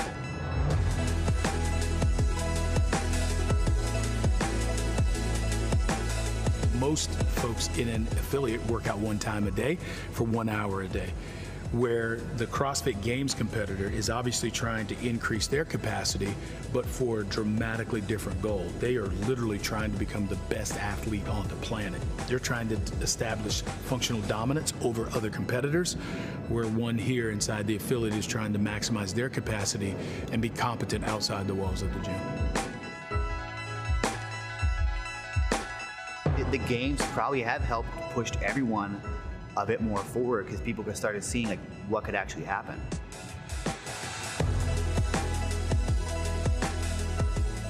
What happens at the games is just an extraordinary version of what happens inside ordinary affiliates, where they're coaching athletes to move well, to move fast, to progress in terms of their strength and their skill and their aerobic capacity, the way they move their body. And what you see at the games always inspires a different training approach in affiliates. So what you'll see on Sunday at the finals, when we're crowning the fittest men and women on broadcast television worldwide, will also be taken down to a local affiliate level. Those movement patterns will be broken down, and they'll be instructing ordinary athletes how to perform those same movements, maybe a little lighter or fewer reps or less load, but that same movement will start bleeding into ordinary affiliate training. The CrossFit Games is where the CrossFit community or affiliates can see the peak of fitness on full display. The best of the best do what we do within our affiliates every single day, but at a level and a degree that probably shouldn't be tested within our affiliates. But they need to see it there to know what people are capable of. It doesn't matter what sport you follow, you can find a highlight reel and you look at that and you're like, man, that is just the coolest thing ever. Difference with our sport is that you can actually go and like do that thing and it's going to have a positive impact on your life. You're going to get fitter and healthier and better, more able to handle everyday life. And you never even have to get close to what those guys out there on the field are doing. So to me, it's an inspirational, aspirational highlight reel for everybody else to get fired up to commit to another year of training. And then that cycle comes around, you see what those guys are doing, you're like, holy crap, that's the coolest thing ever. And I want to get in there and get my training taken care of.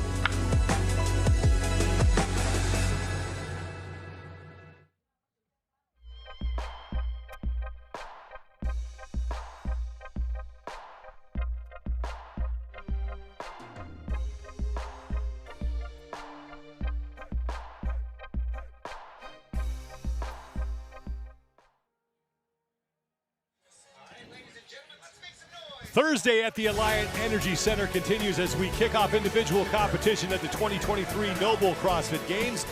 Thanks for joining us, everybody. I'm Sean Woodland alongside Chase Ingram.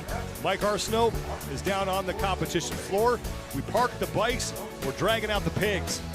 Hey, second verse, same as the first. The men are doing the same thing that the women did, starting with that pig flip. Now it's 510 pounds, and the only change is in the middle, 100 wall ball shots. 20-pound ball, 10-foot target, 150 gymnastics reps in the middle. Here we go. Recipe for success is delivered by Trifecta. Be wary of your time, and no one did it better than Laurel Horvath in the previous heat, is just work her way back to the last 10 pig flips because she saved some for the turn. Those last 10 flips may not get beat by anybody out here. Let's go down to Mike Arsenault was down on the field. Well, thank you very much, Sean. As mentioned, the pig is back in CrossFit Games competition, and it's not in the warm-up area, so rookies may have an issue, although Olivia Kerstetter did not whatsoever. You mentioned it's 510 pounds. Give you an idea how heavy that is. The men will be taking this individually. To get these pigs on the field of play, it took 4 volunteers. 510 pounds, about 231 kilos, if you're watching this overseas.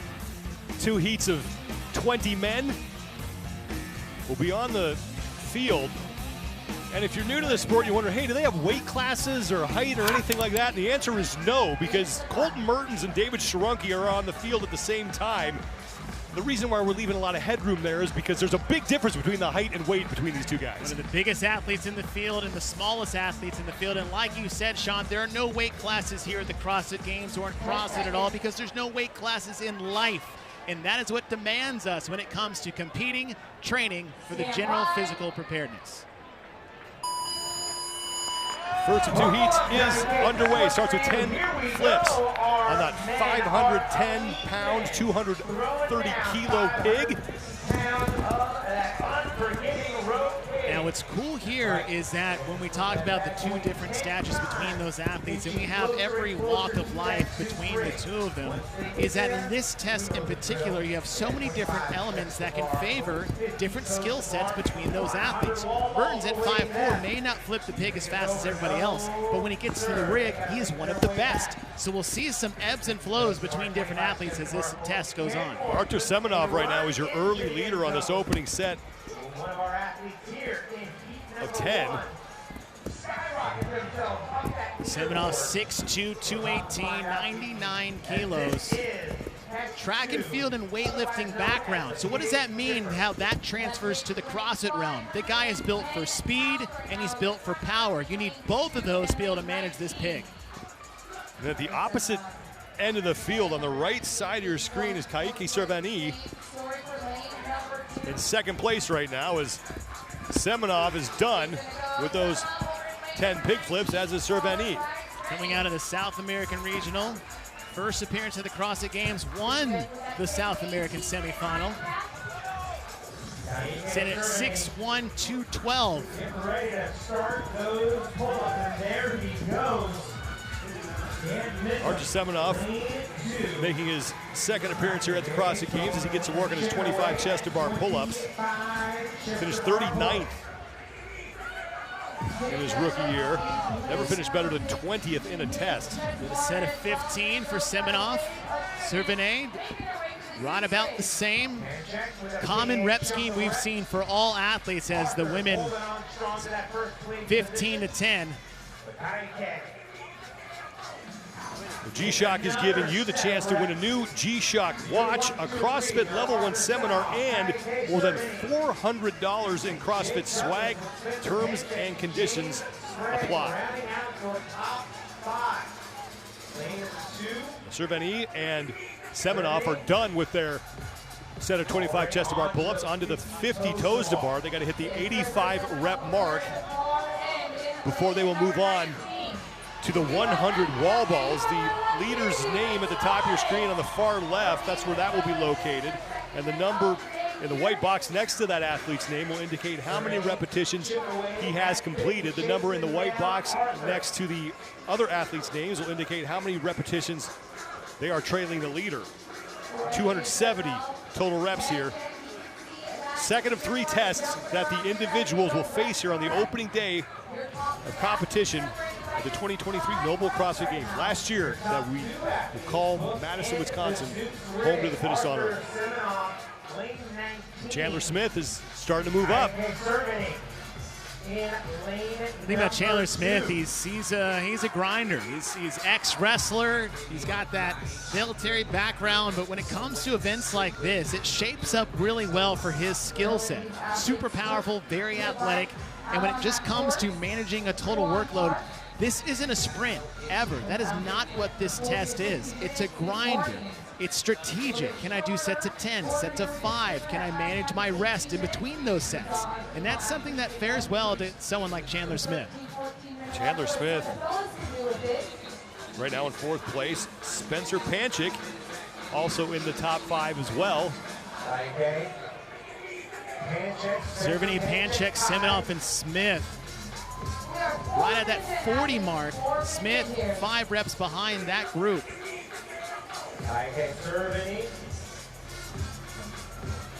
Servani with 5 reps to go before he will move to the wall balls. As Spencer Panchik has moved himself into the lead, and that should be his last rep on the pull-up bar. Panchik was hitting sets of 10. And look at the difference between Servani and Panchik. Servani is he's just long. He's got long arms, long legs, very beneficial when it comes to wall ball shots. 100 wall balls here. Pretty quiet out here in the room. Panchik is on the left, Servani is on the right. And right now, They are two of the four men, pardon me, on the wall balls, as Semenov and Chandler Smith are working on their sets as well. 185 reps is what they need to get to before they will make the turn back down the field. Cerveny just passing 20. 20-pound ball, 10-foot target. Looks like 25 for Cerveny and Panchek. I see Cerveny did 20. Chandler Smith in the mix now. We saw that in the race. There's Archer Semenov on the left side of your screen right now. Third place. Fourth place in the battle with Bronislaw Lenkowitz. Spencer Panchik continues to lead though. 70 reps remaining for him on the wall ball. Rookie season. First time on North Park here. The full 2023 Global CrossFit Games experience as we hit 6 minutes in. There's Colton Mertens. Mentioned him earlier. Right now, inside the top 10, 7th place in this heat for Colton Mertens. Just past the 25 rep mark for Mertens. And the thing for Mertens is that, yeah, he's got a less range of motion on the squat. That's nice, but how high he has to throw the ball relative to his height, that's a lot more arms that he's going to have to use. And the arms are a major player in this individual test. It's not about the legs. Yeah, the pig's heavy, it's 5'10", but that's more low back, grip, biceps, and press anyways. Let's bring in Mike Arsenault. Mike? Chase, for those watching who might be unfamiliar with the wall ball movement, I'm seeing a couple different techniques when it comes to the ball itself. The less rotation on the ball, it seems like those are the athletes who are able to string more reps together rather than having the ball rotate a lot. Why do you want less rotation? Why do you want less rotation on the wall ball when completing this movement? When you look at the med ball and how it's packed, oftentimes as you do high volume reps, it tends to change the weight of the ball. So sometimes that rotation is because of the weight distribution in the ball, and it makes it very difficult to catch and cycle. So if you can get away from that spin, you have a nice controlled, solid movement down and up. But it's one of those tricks you do have to navigate as an athlete as you do those higher volume sets for wall ball shots. The sun's starting to peek through more here at the North Park. We've been blessed with some cloud cover here that has kept the temperature from getting too out of control, but now it's starting to get pretty hot out here. Kayike Cerveny, still your leader. He and Spencer Panchik threw 70 of their 100 wall balls. Cerveny is getting a couple no reps on depth on the right side of your screen. And Sean, you mentioned that the sun has come out.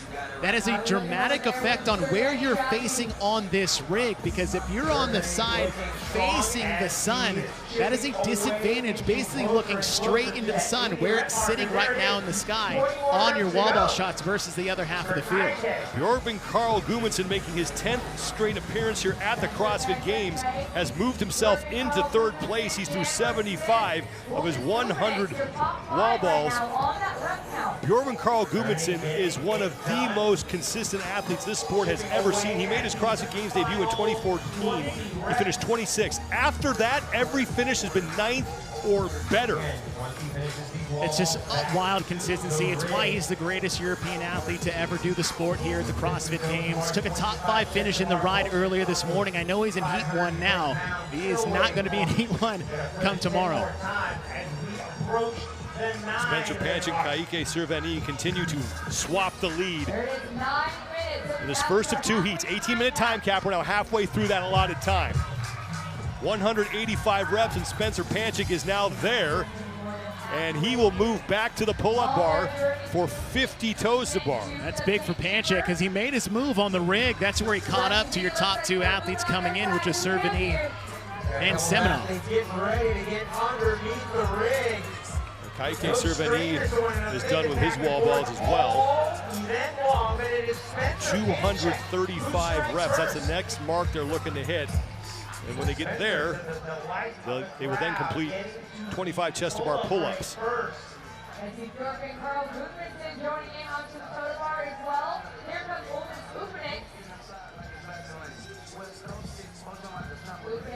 Panchik in the center lane is ripping off a big set, 15 toes to bar. Cerveny and Gudmundsson both doing 10. Smith with 5, working his way to 10. The Bear Complex is giving viewers of the 2023 Noble CrossFit Games 20% off site-wide. Head to bearcomplex.com. Looking very strong, and he has a method to his madness. Quick, short breaks. Ludus Upniks has moved himself towards the top of this heat. Uldis is great gymnastics. What he did before he started CrossFit was almost just like these calisthenics and bar routines. No rep for Cerveny, and he's going to get back to work. Scott Panchik, Spencer Panchik at 30 reps. Making moves to take over first place. 235 reps is the mark these athletes are looking to hit before they get to the chest bar pull-ups. And then it's back to the pig for 10 final flips as Bjorn Gudmundsson is just a handful of reps now behind Spencer Panchik. Kaiki Cerveny has fallen back into third. Chandler Smith and Uldis Upniks rounding out the top 5. Same goes for Kaiki Cerveny. There is Spencer Panchik. We're at the 11.5-minute marker as Spencer Panchik. One of the fittest families on earth.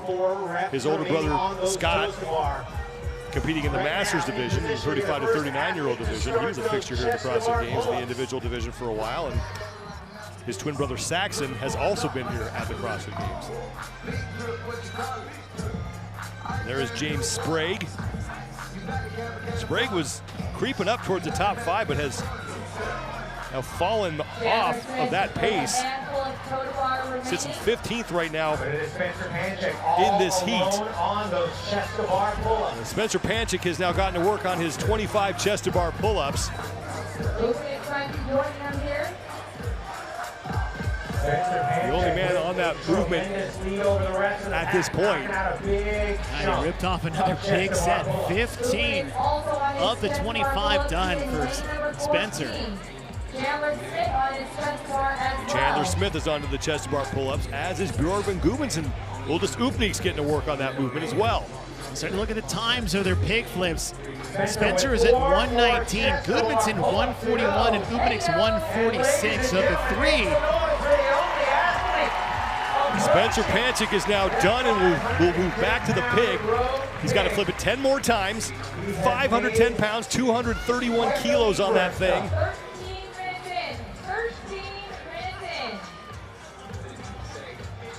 Less than 5 minutes remaining before we hit the time cap, and Spencer getting to work on his first flip, and that one looks good. Took him a 20-second break from the completion of his chest to bar to that first pig flip.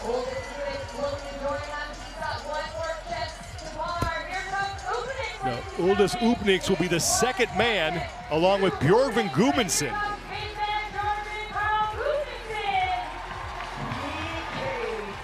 will not be denied as he shakes down your number 1 athlete, Spencer Panchik. 270 total reps, that's what the athletes need to complete here. Spencer Panchik is through 3 of his final 10 pig flips, and now he'll fail a rep as Upniks is getting to work. Gudmundsson's already got one down, and here comes Chandler Smith. And that miss was just a hand position slip. Like I said, there's not a lot of room to grab. It's a fingertip grab at the bottom of these pigs.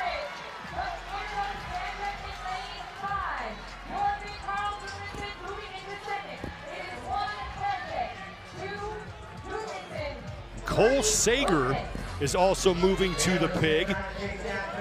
The 2 men making their 10th straight appearances here at the CrossFit Games are towards the front of this heat. That's Bjorn Gudmundsson and Cole Sager. Spencer Panchik continues to lead, though. He has 5 reps remaining. And Sprague is in the mix as well. And one of the taller athletes in the field. We got a lot of big boys in this heat. Approaching the 15-minute mark. 18-minute time cap here, first of 2 heats for the men.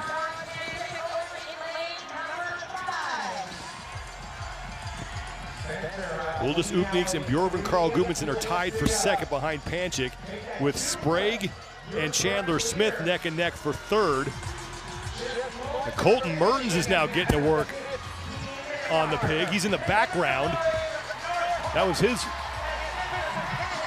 second flip. Spencer Panchik is done, and Spencer Panchik setting the early time to beat. 15 minutes, 20.83 seconds. After that miss, took a step back, collected himself. His last 5 were much better than his first 5, and that's probably some wear and tear starting to come off of the pull-up rig. Well, James Sprague is starting to catch up and pass Bjorven Carl Gudmundsson. Gudmundsson now in second place, just ahead of Sprague. Uldis Upniks has fallen back into third with Chandler Smith in fourth.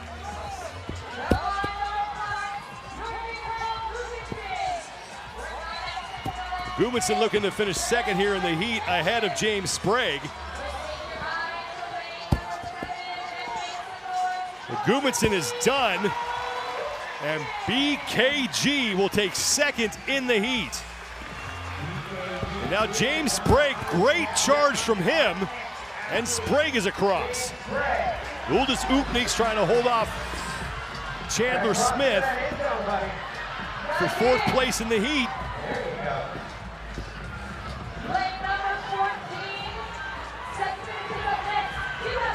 Uldis Upniks will do it.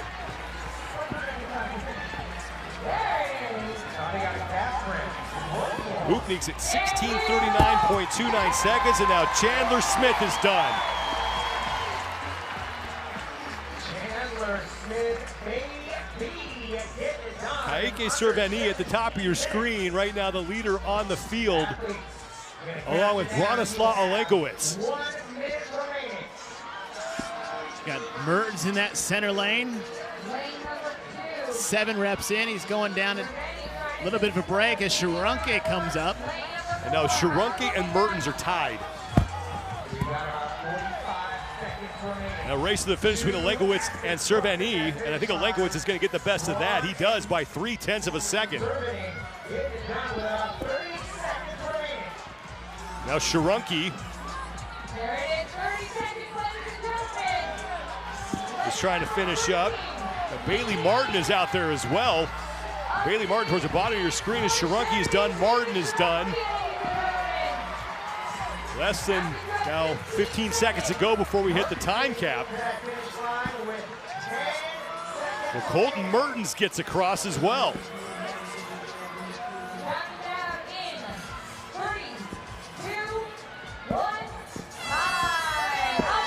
10 men able to finish inside that 18-minute time cap, and it's Spencer Panchik who has the top time, 15 minutes, 20.83 seconds. And Spencer Panchik had a hard charge in the middle through those 100 wall ball shots. Big sets on the last 25 chest to bar. Once he got to the pig, those first 5 were a little shaky, and he had this miss and took a step back, collected himself, and then figured it out. His last 5 reps were his fastest 5 reps, and that's what got him to win here in test number 2. Spencer Panchik goes sub-16 in the first heat. Bjorven Carl Gudmundsson continues his strong start to the competition. He takes second, followed by Sprague, Upniks, and Smith. Heat number 2 for the men. Up next here at the 2023 Noble CrossFit Games.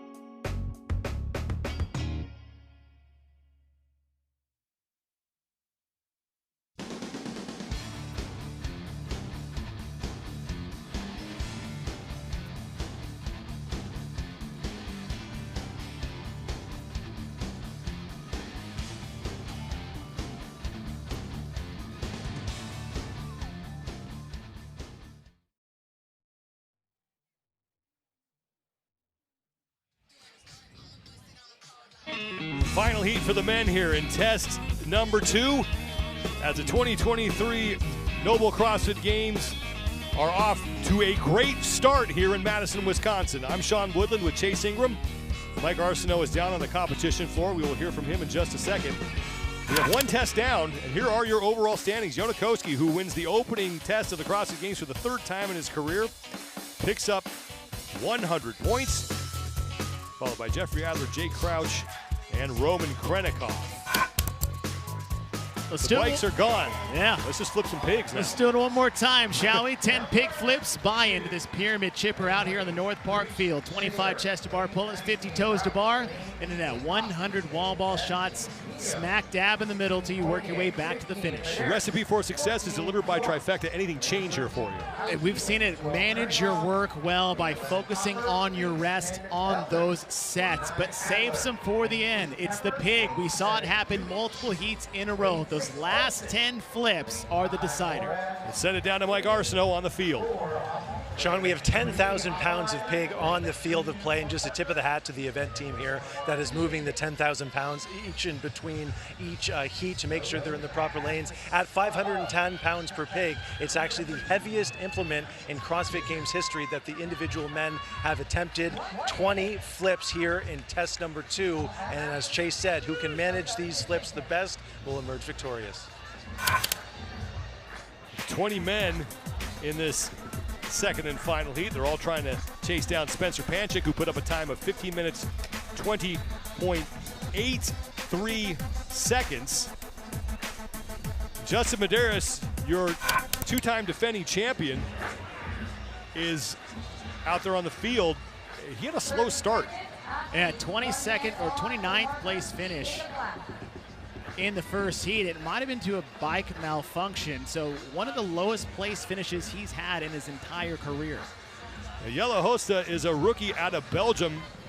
He had a much different experience in test number 1. He absolutely did. A top 10 finish in that test. 3 event wins in semifinals, and one of the most excited people everyone is here to watch for this rookie.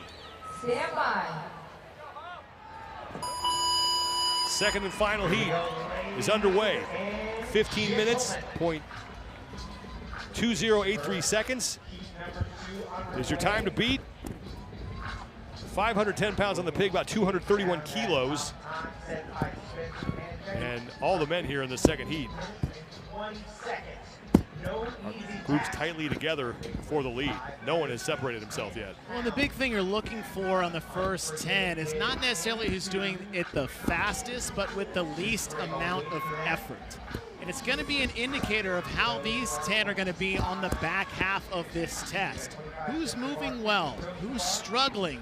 Who's effortless as they navigate flip for flip for these 10 reps? Moritz Fiebig on the far side of the field. Now center your screen. He's your leader by a rep over everybody else. 10 total here. And then it's on to the pull-up bar for 25 chest to bar pull-ups. And more to the top part of your screen. Struggled with that last one, a little bit out of position, but he gets super close. But how fast he gets, he skips his hip. He skipped the hip part. He just power cleaned the pig.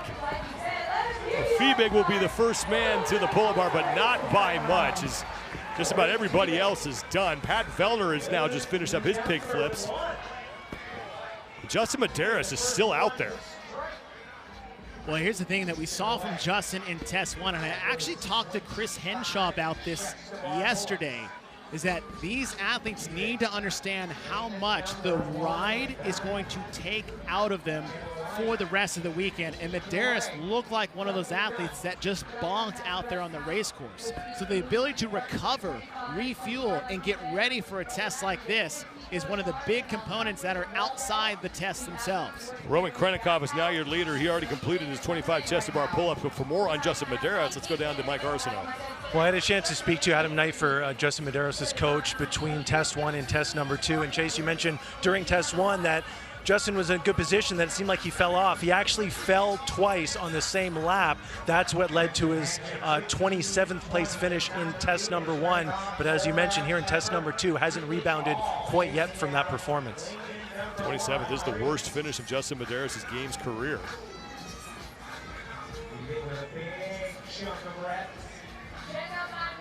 Roman Krennikov continues to lead, followed by Will Morad and Lazar Jukic. 85 is the number they're looking to hit before they will move on to the 100 wall balls. Toe to bar happening right here, right now. Finishing that magic number for 100 wall ball as we come up on 3 minutes.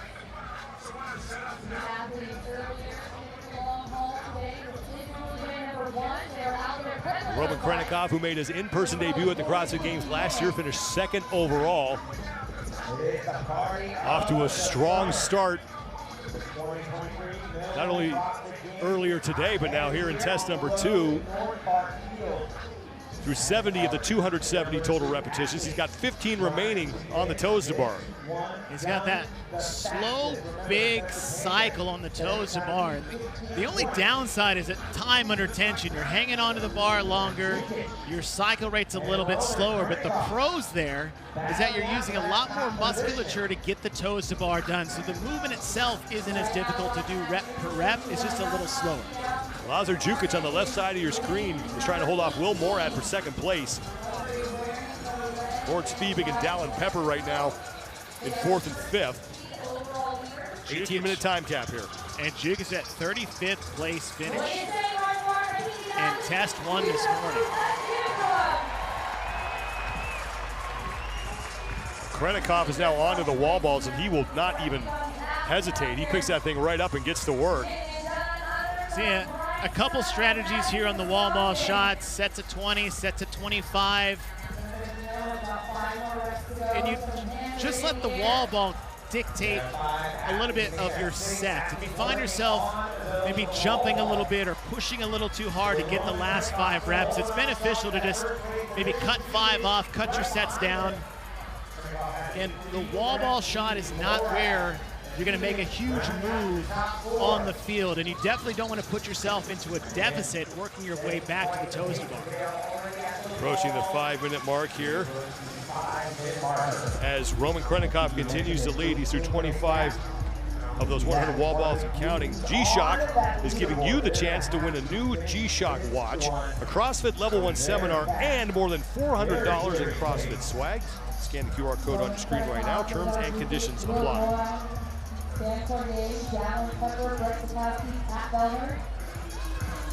Lazar Jukic and Will Morad continue to hold steady behind Roman Krennikov. Brent Fikowski, meanwhile, is creeping up. He sits in 5th place. And Justin Medeiros is towards the back of the pack right now.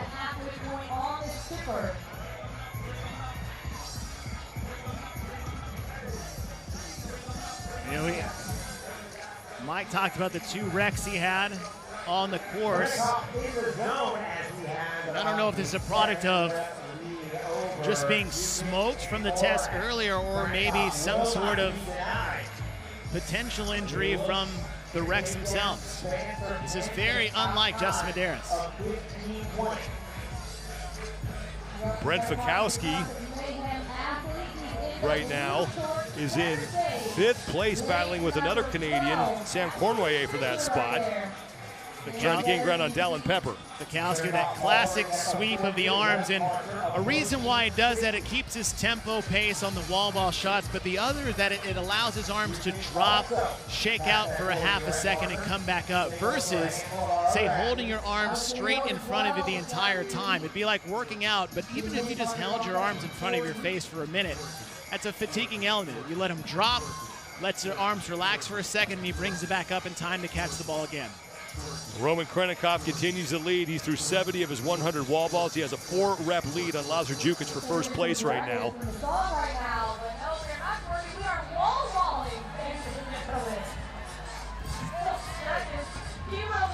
Krennikov coming off a 4th place finish earlier this morning in the opening test ride.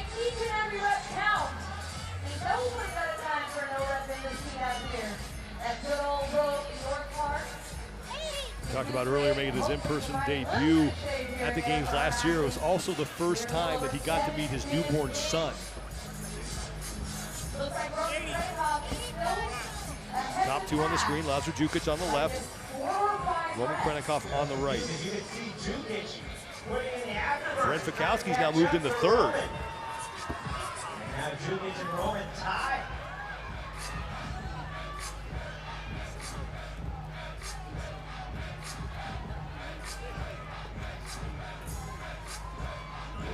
Now, something interesting on Lazar on the left is he's doing sets of 5, and it's not necessarily a bad thing.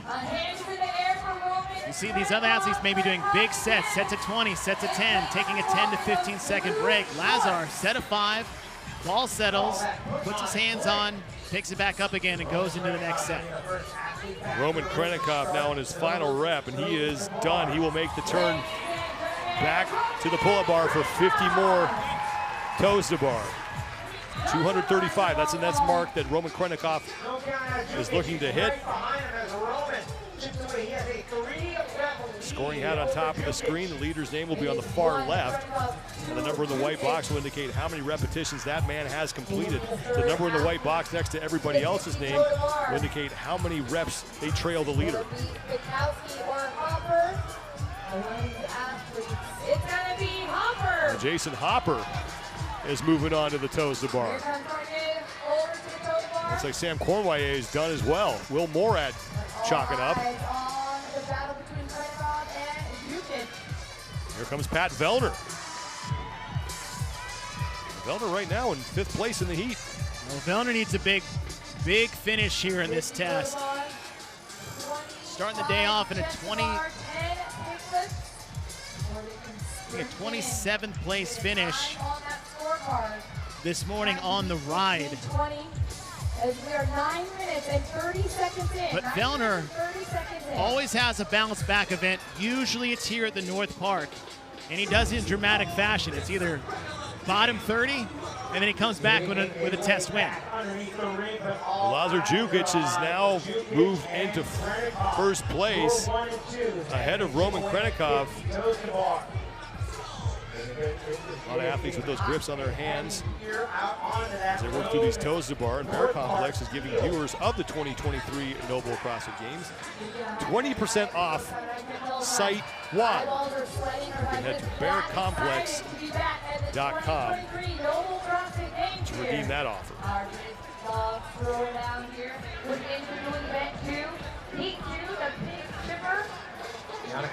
Coming into this event with that Jason Hopper now sits in 3rd place as Roman Krennikov is trying to retake the lead from Lazar Jukic. Pat Vellner is in 5th, neck and neck with Cornway and Morad. Vellner's about 30 reps in to those 50 toes to bar, where Jukic, Krennikov about 5 reps left each. Vellner in that blue shirt, center of your screen. 235, that's the number that Jukic and Krennikov are closing in on, and then it's 25 chest to bar pull-ups from them before they head back to the pig for 10 final flips. The first round of 25 chest to bar pull-ups, Jukic did it in about 49 seconds, Krennikov 39 seconds. As they're only separated by 6 seconds at the moment.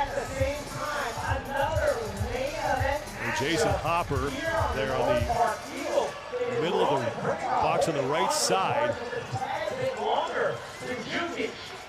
And now Justin Medeiros is the last man on the wall balls. This is not what anyone expected to see right now. Absolutely not, Sean. And he's moving well. Doesn't seem any physical ailments here. But just the fatigue, like you said, is just sitting down in a staring contest with the med ball in between sets. You just look at that body language. Medeiros is now moving back to the pull-up bar for his toes to bar, but we have a long way to go here. But 2 finishes towards the bottom. That is hard to make up with this field. We said it coming in. There's about 5 or 6 guys that are all in contention for podium spots and to win here. And one of them is that man, Roman Krennikov, onto the pig for the final time. Lazar Jukic right behind him. This has been the fight for the lead this entire heat pretty much. Time to beat belongs to Spencer Panchik, 15 minutes, 20.83 seconds. Jukic needs a good finish after this morning. Here comes Pat Vellner. Vellner now in third place. And now Jason Hopper is off as well. First set of 10 pig flips. Krennikov, Jukic, and Hopper were all about 1:15 with Vellner 8 seconds behind them. But as you said, every heat so far, there's a big difference between the first 10 flips and the last 10 flips. Brent Fikowski is off. He's in that dark tank top and white shorts. Jason Hopper now moves into third. Fikowski right to work. Will Morad is getting set to start his final set of pig flips, and here comes Sam Cornwallier. Krennikov and Jukic dead even here. Now 5 flips remaining for both of them. Look out for Brent Fikowski. Vellner has now tied Fikowski and Hopper. Morad creeping up, and Cornwallier as well.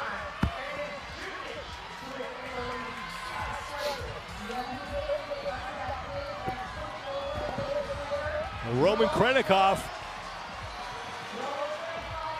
has 3 left. Jukic has 3 left. Fikowski has moved solidly into third place ahead of Vellner and Morad. Roman's found it. Roman's found his rhythm. 2 reps left for Roman Krennikov. Final rep for Roman Krennikov. And start printing the leader's jersey with that man's name on it. He's gonna win test 2.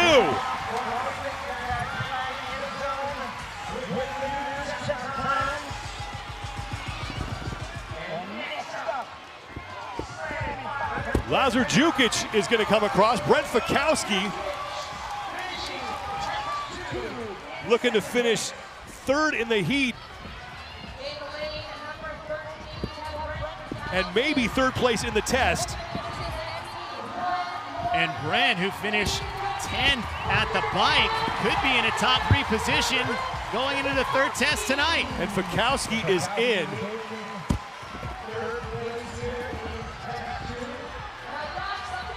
Jukic desperately needed that for points, but for Fikowski's fight to get back on the podium, now it's huge. Top of your screen is Moritz Fiebig. He did really well on this implement to start, and now Fiebig is going to get in behind Fikowski and ahead of Vellner. And now Vellner is across, and a much better result for Pat Vellner, as that will be good enough for 5th in the heat, 6th place in the test, as Sam Cornwallier is across. Will Morad on his final flip, and Morad is done. 2 minutes to go before we hit that 18-minute time cap. Jay Crouch down in lane 19. He and Hopper are leading. Meanwhile, this on the right side is pretty shocking. Justin Medeiros has yet to get off the pull-up bar. He's also right next to Sam Kwan, who got 4th last year. Here comes Jason Hopper. And Jason Hopper has finished. Now we cut down to 30 after tomorrow. Man. Just something to keep in the back of your mind if this slow start for Justin Medeiros, if he's not able to correct this tonight. Olsen getting underneath the pig, trying to flip it and get it done.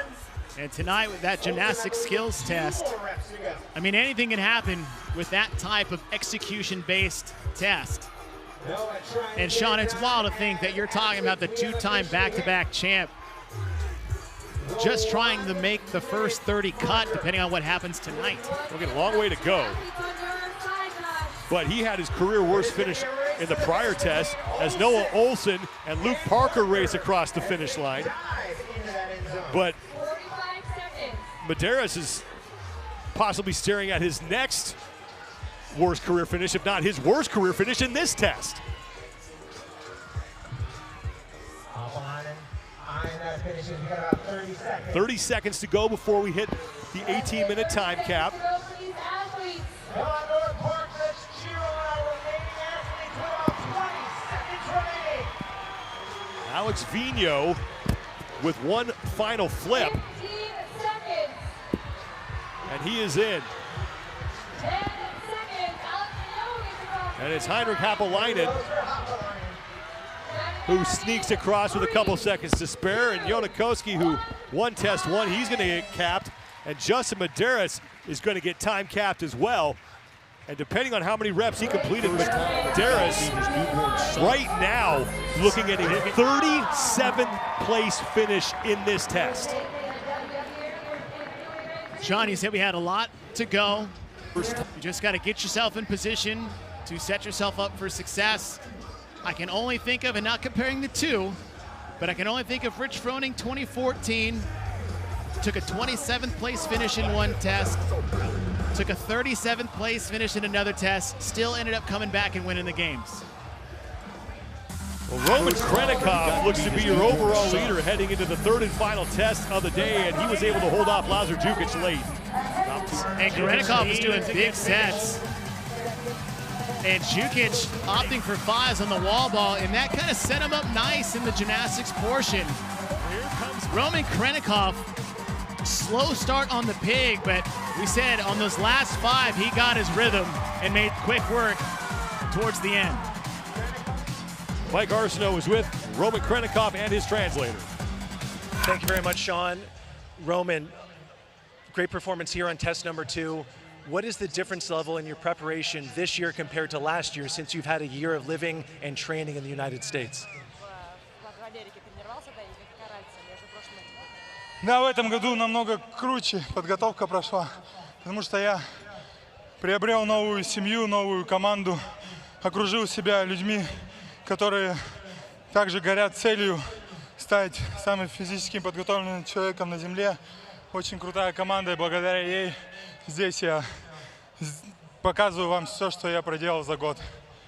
He absolutely loves this year. He surrounded himself with the greatest people in the sport. His team and friends and new family members, they helped him with preparing to this game. CrossFit Mayhem is an incredible place, and they helped him to show you guys the best he can ever be. Roman, there's a very good chance unofficially that after the first 2 tests, you're going to be wearing the white leaders jersey for the first time in your CrossFit Games career. What does that mean to you? Ой, я никогда не поддаюсь этим эмоциям, потому что прошло только 2 ивента, еще впереди 90% работы, так что я особо это никак не воспринимаю. Просто, круто.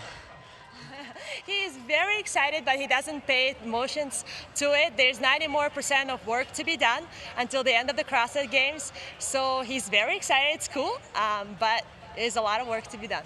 Congratulations. We'll see you for test number 3. Thank you, guys. Thank you.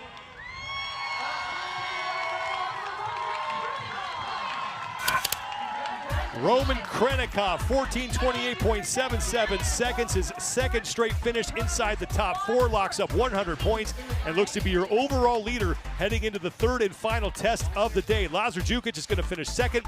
Brent Fikowski will take third, and Spencer Panchik, who won Heat 1, will wind up in 4th place. Well, Chad Wilkinson served 2 decades as a Navy SEAL, but the real challenges for him started when he got home, and he wound up falling victim to something that affects way too many military and first responder families. Chad served almost 21 years as a U.S. Navy SEAL. Towards the end is when things just started to derail. He was my husband. He was my teammate. He was at home. He wasn't on foreign soil, and it was my watch. There's a lot of shame and guilt and regret that comes to people and families who've lost someone to suicide. And I carry that too.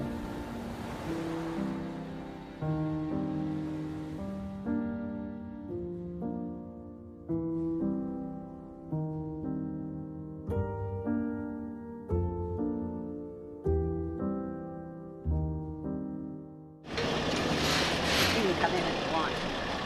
So back in the day, Sarah, she's my best friend, lives here. I got her to start CrossFit with me.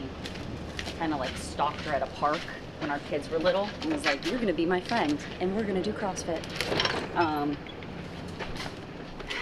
And then she ended up becoming a trainer, and then she coached people for years out of here, this little space, which is where I work out while I'm visiting. But we're gonna steal one of her boxes and she's good with it.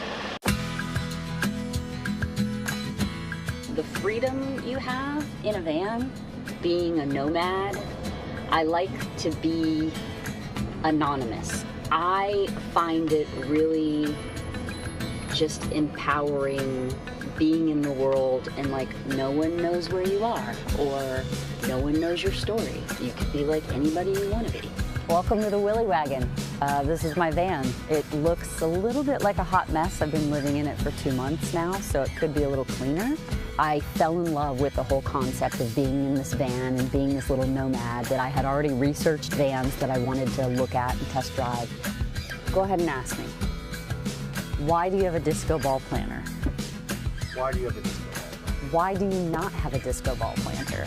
That should be the better question. I mean, Chad and I worked together for 27 years. I only know myself with him. I don't know who I am without him and his influence in my life. So I'm really trying to learn that. See, don't you just instantly just feel happier right now? Like, I mean, come on. My dad doesn't like the beach. He's like, I don't get it. It never changes. You just look at it and you're like, yep, there it is. And I'm like, never changes. It's changing every second. The waves, the tide, like everything's always changing.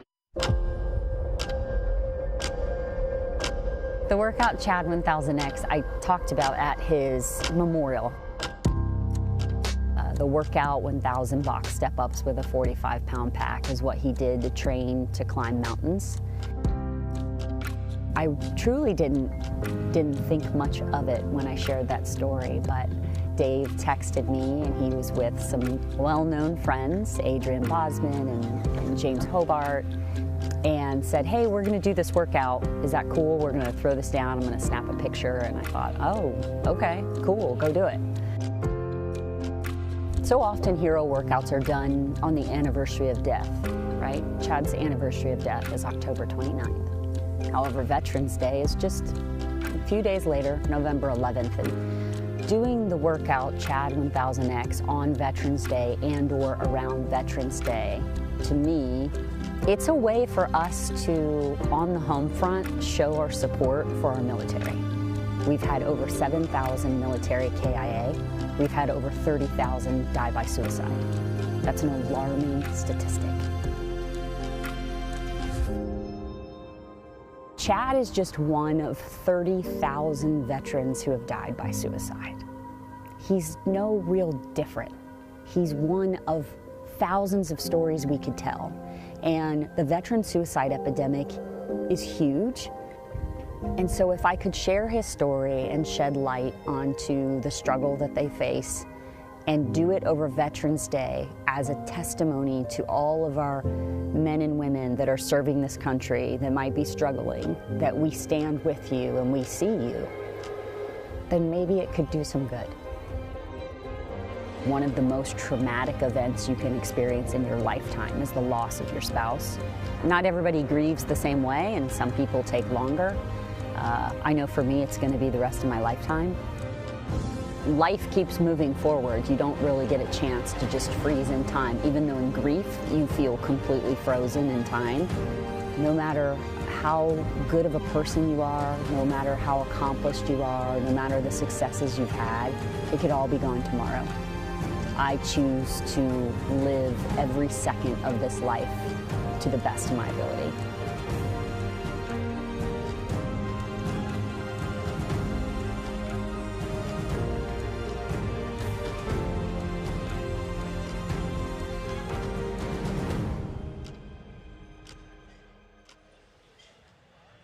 Sarah Wilkinson joins me right now, and Sarah, thank you very much for the time today. You mentioned that 30,000 service members have taken their own lives since 9/11, and you're a voice for the families of those 30,000. Where have you summoned the strength to be that voice? Oh man, that's such a great question. I don't really feel like I was given an option. I honestly feel like God or a higher power put me in this position. I found a lot of strength and support from my family and from the community, and I've really leaned into that. And I have made a promise to do everything I can to not have another spouse sitting next to me in this position. That piece was filmed just under a year ago, and you mentioned in that piece that you didn't know yourself without Chad. Do you have an answer to that question now? I'm working on it every single day.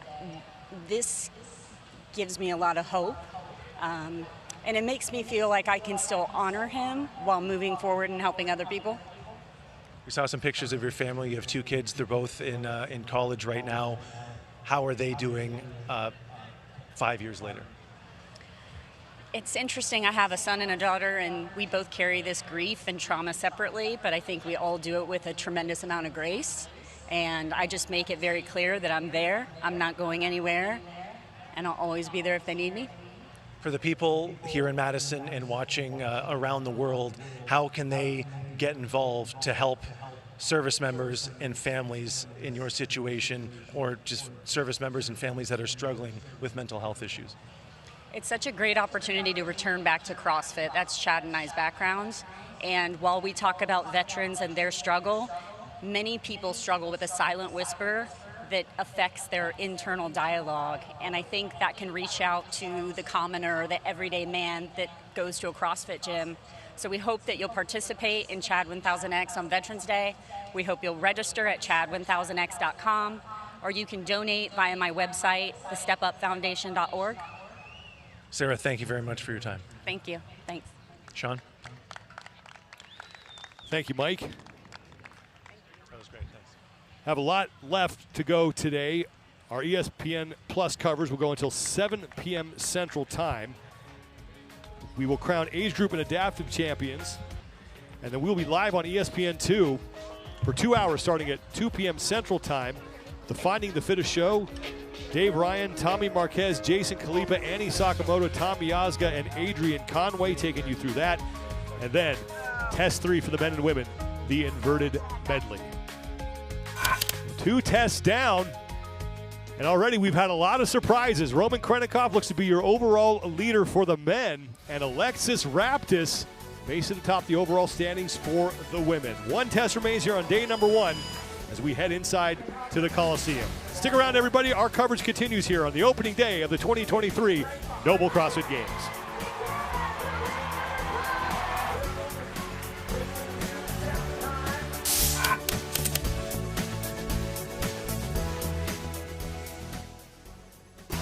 The 2023 Noble CrossFit Games are presented by Noble, the official footwear and apparel brand of CrossFit. Rogue, don't weaken.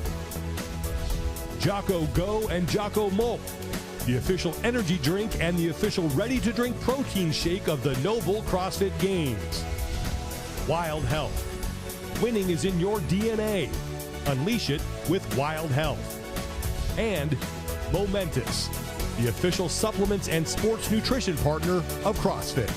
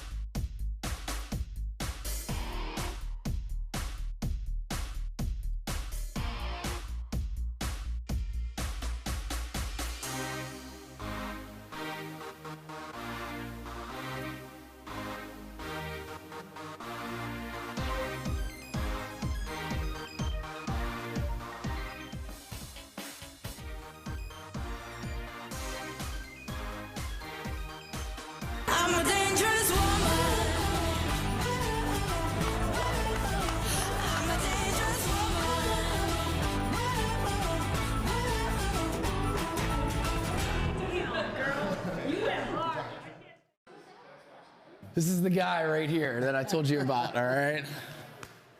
This guy, when anyone walks in here and they tell me, I can't do this, I'm like, this is the guy. Go talk to Henry. When I think of CrossFit, I think of Henry. And when we opened these doors, that's the person that I wanted to serve.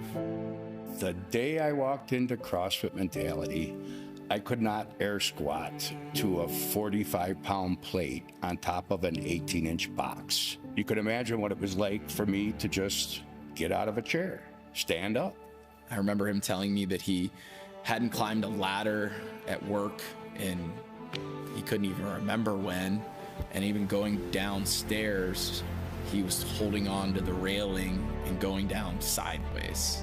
At that time, I really thought that this is what getting older was, you know, and obviously I was very wrong. There you go. So instead of pulling right to here, I want you to try to pull a little bit higher across your chest. There you go. Let's get one more big pull. Nice, and relax. I think the most important thing when you have somebody that's walking into your gyms is you got to build the trust, and you got to explain to them what your goal is. And when Henry came in, I told him, this is going to change your life, but you need to trust me and you need to show up. He happened to be in the lobby when I came in to basically sign up for my on-ramp, and he just had a short 30 seconds with me, but he said something to me that I'll never forget. He was asking me how I feel and why I'm here, and I told him I have some bad knees and maybe we could correct it. And he looked at me and said, you stick around here long enough and you probably won't need knee replacements, and the man was correct.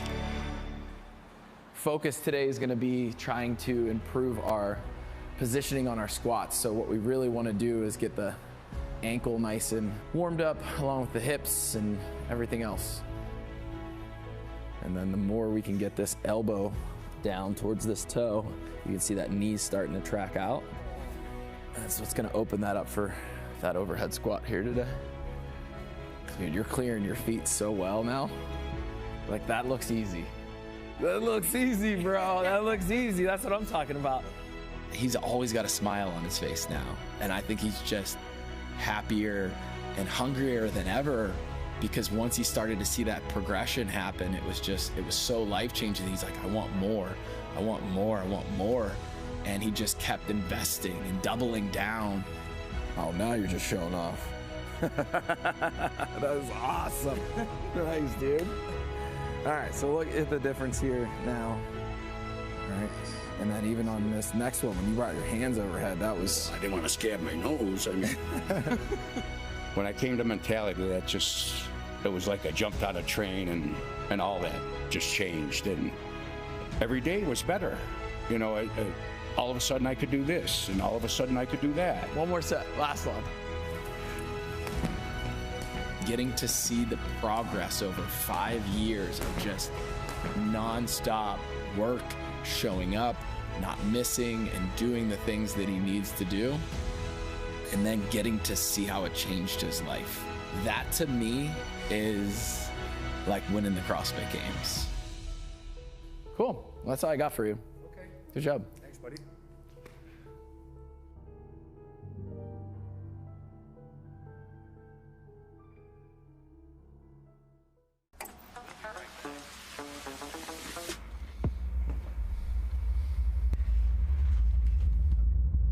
We're going to wrap up this warm-up, but before we do that, let's welcome Christian to our class. You can do it. I can do this.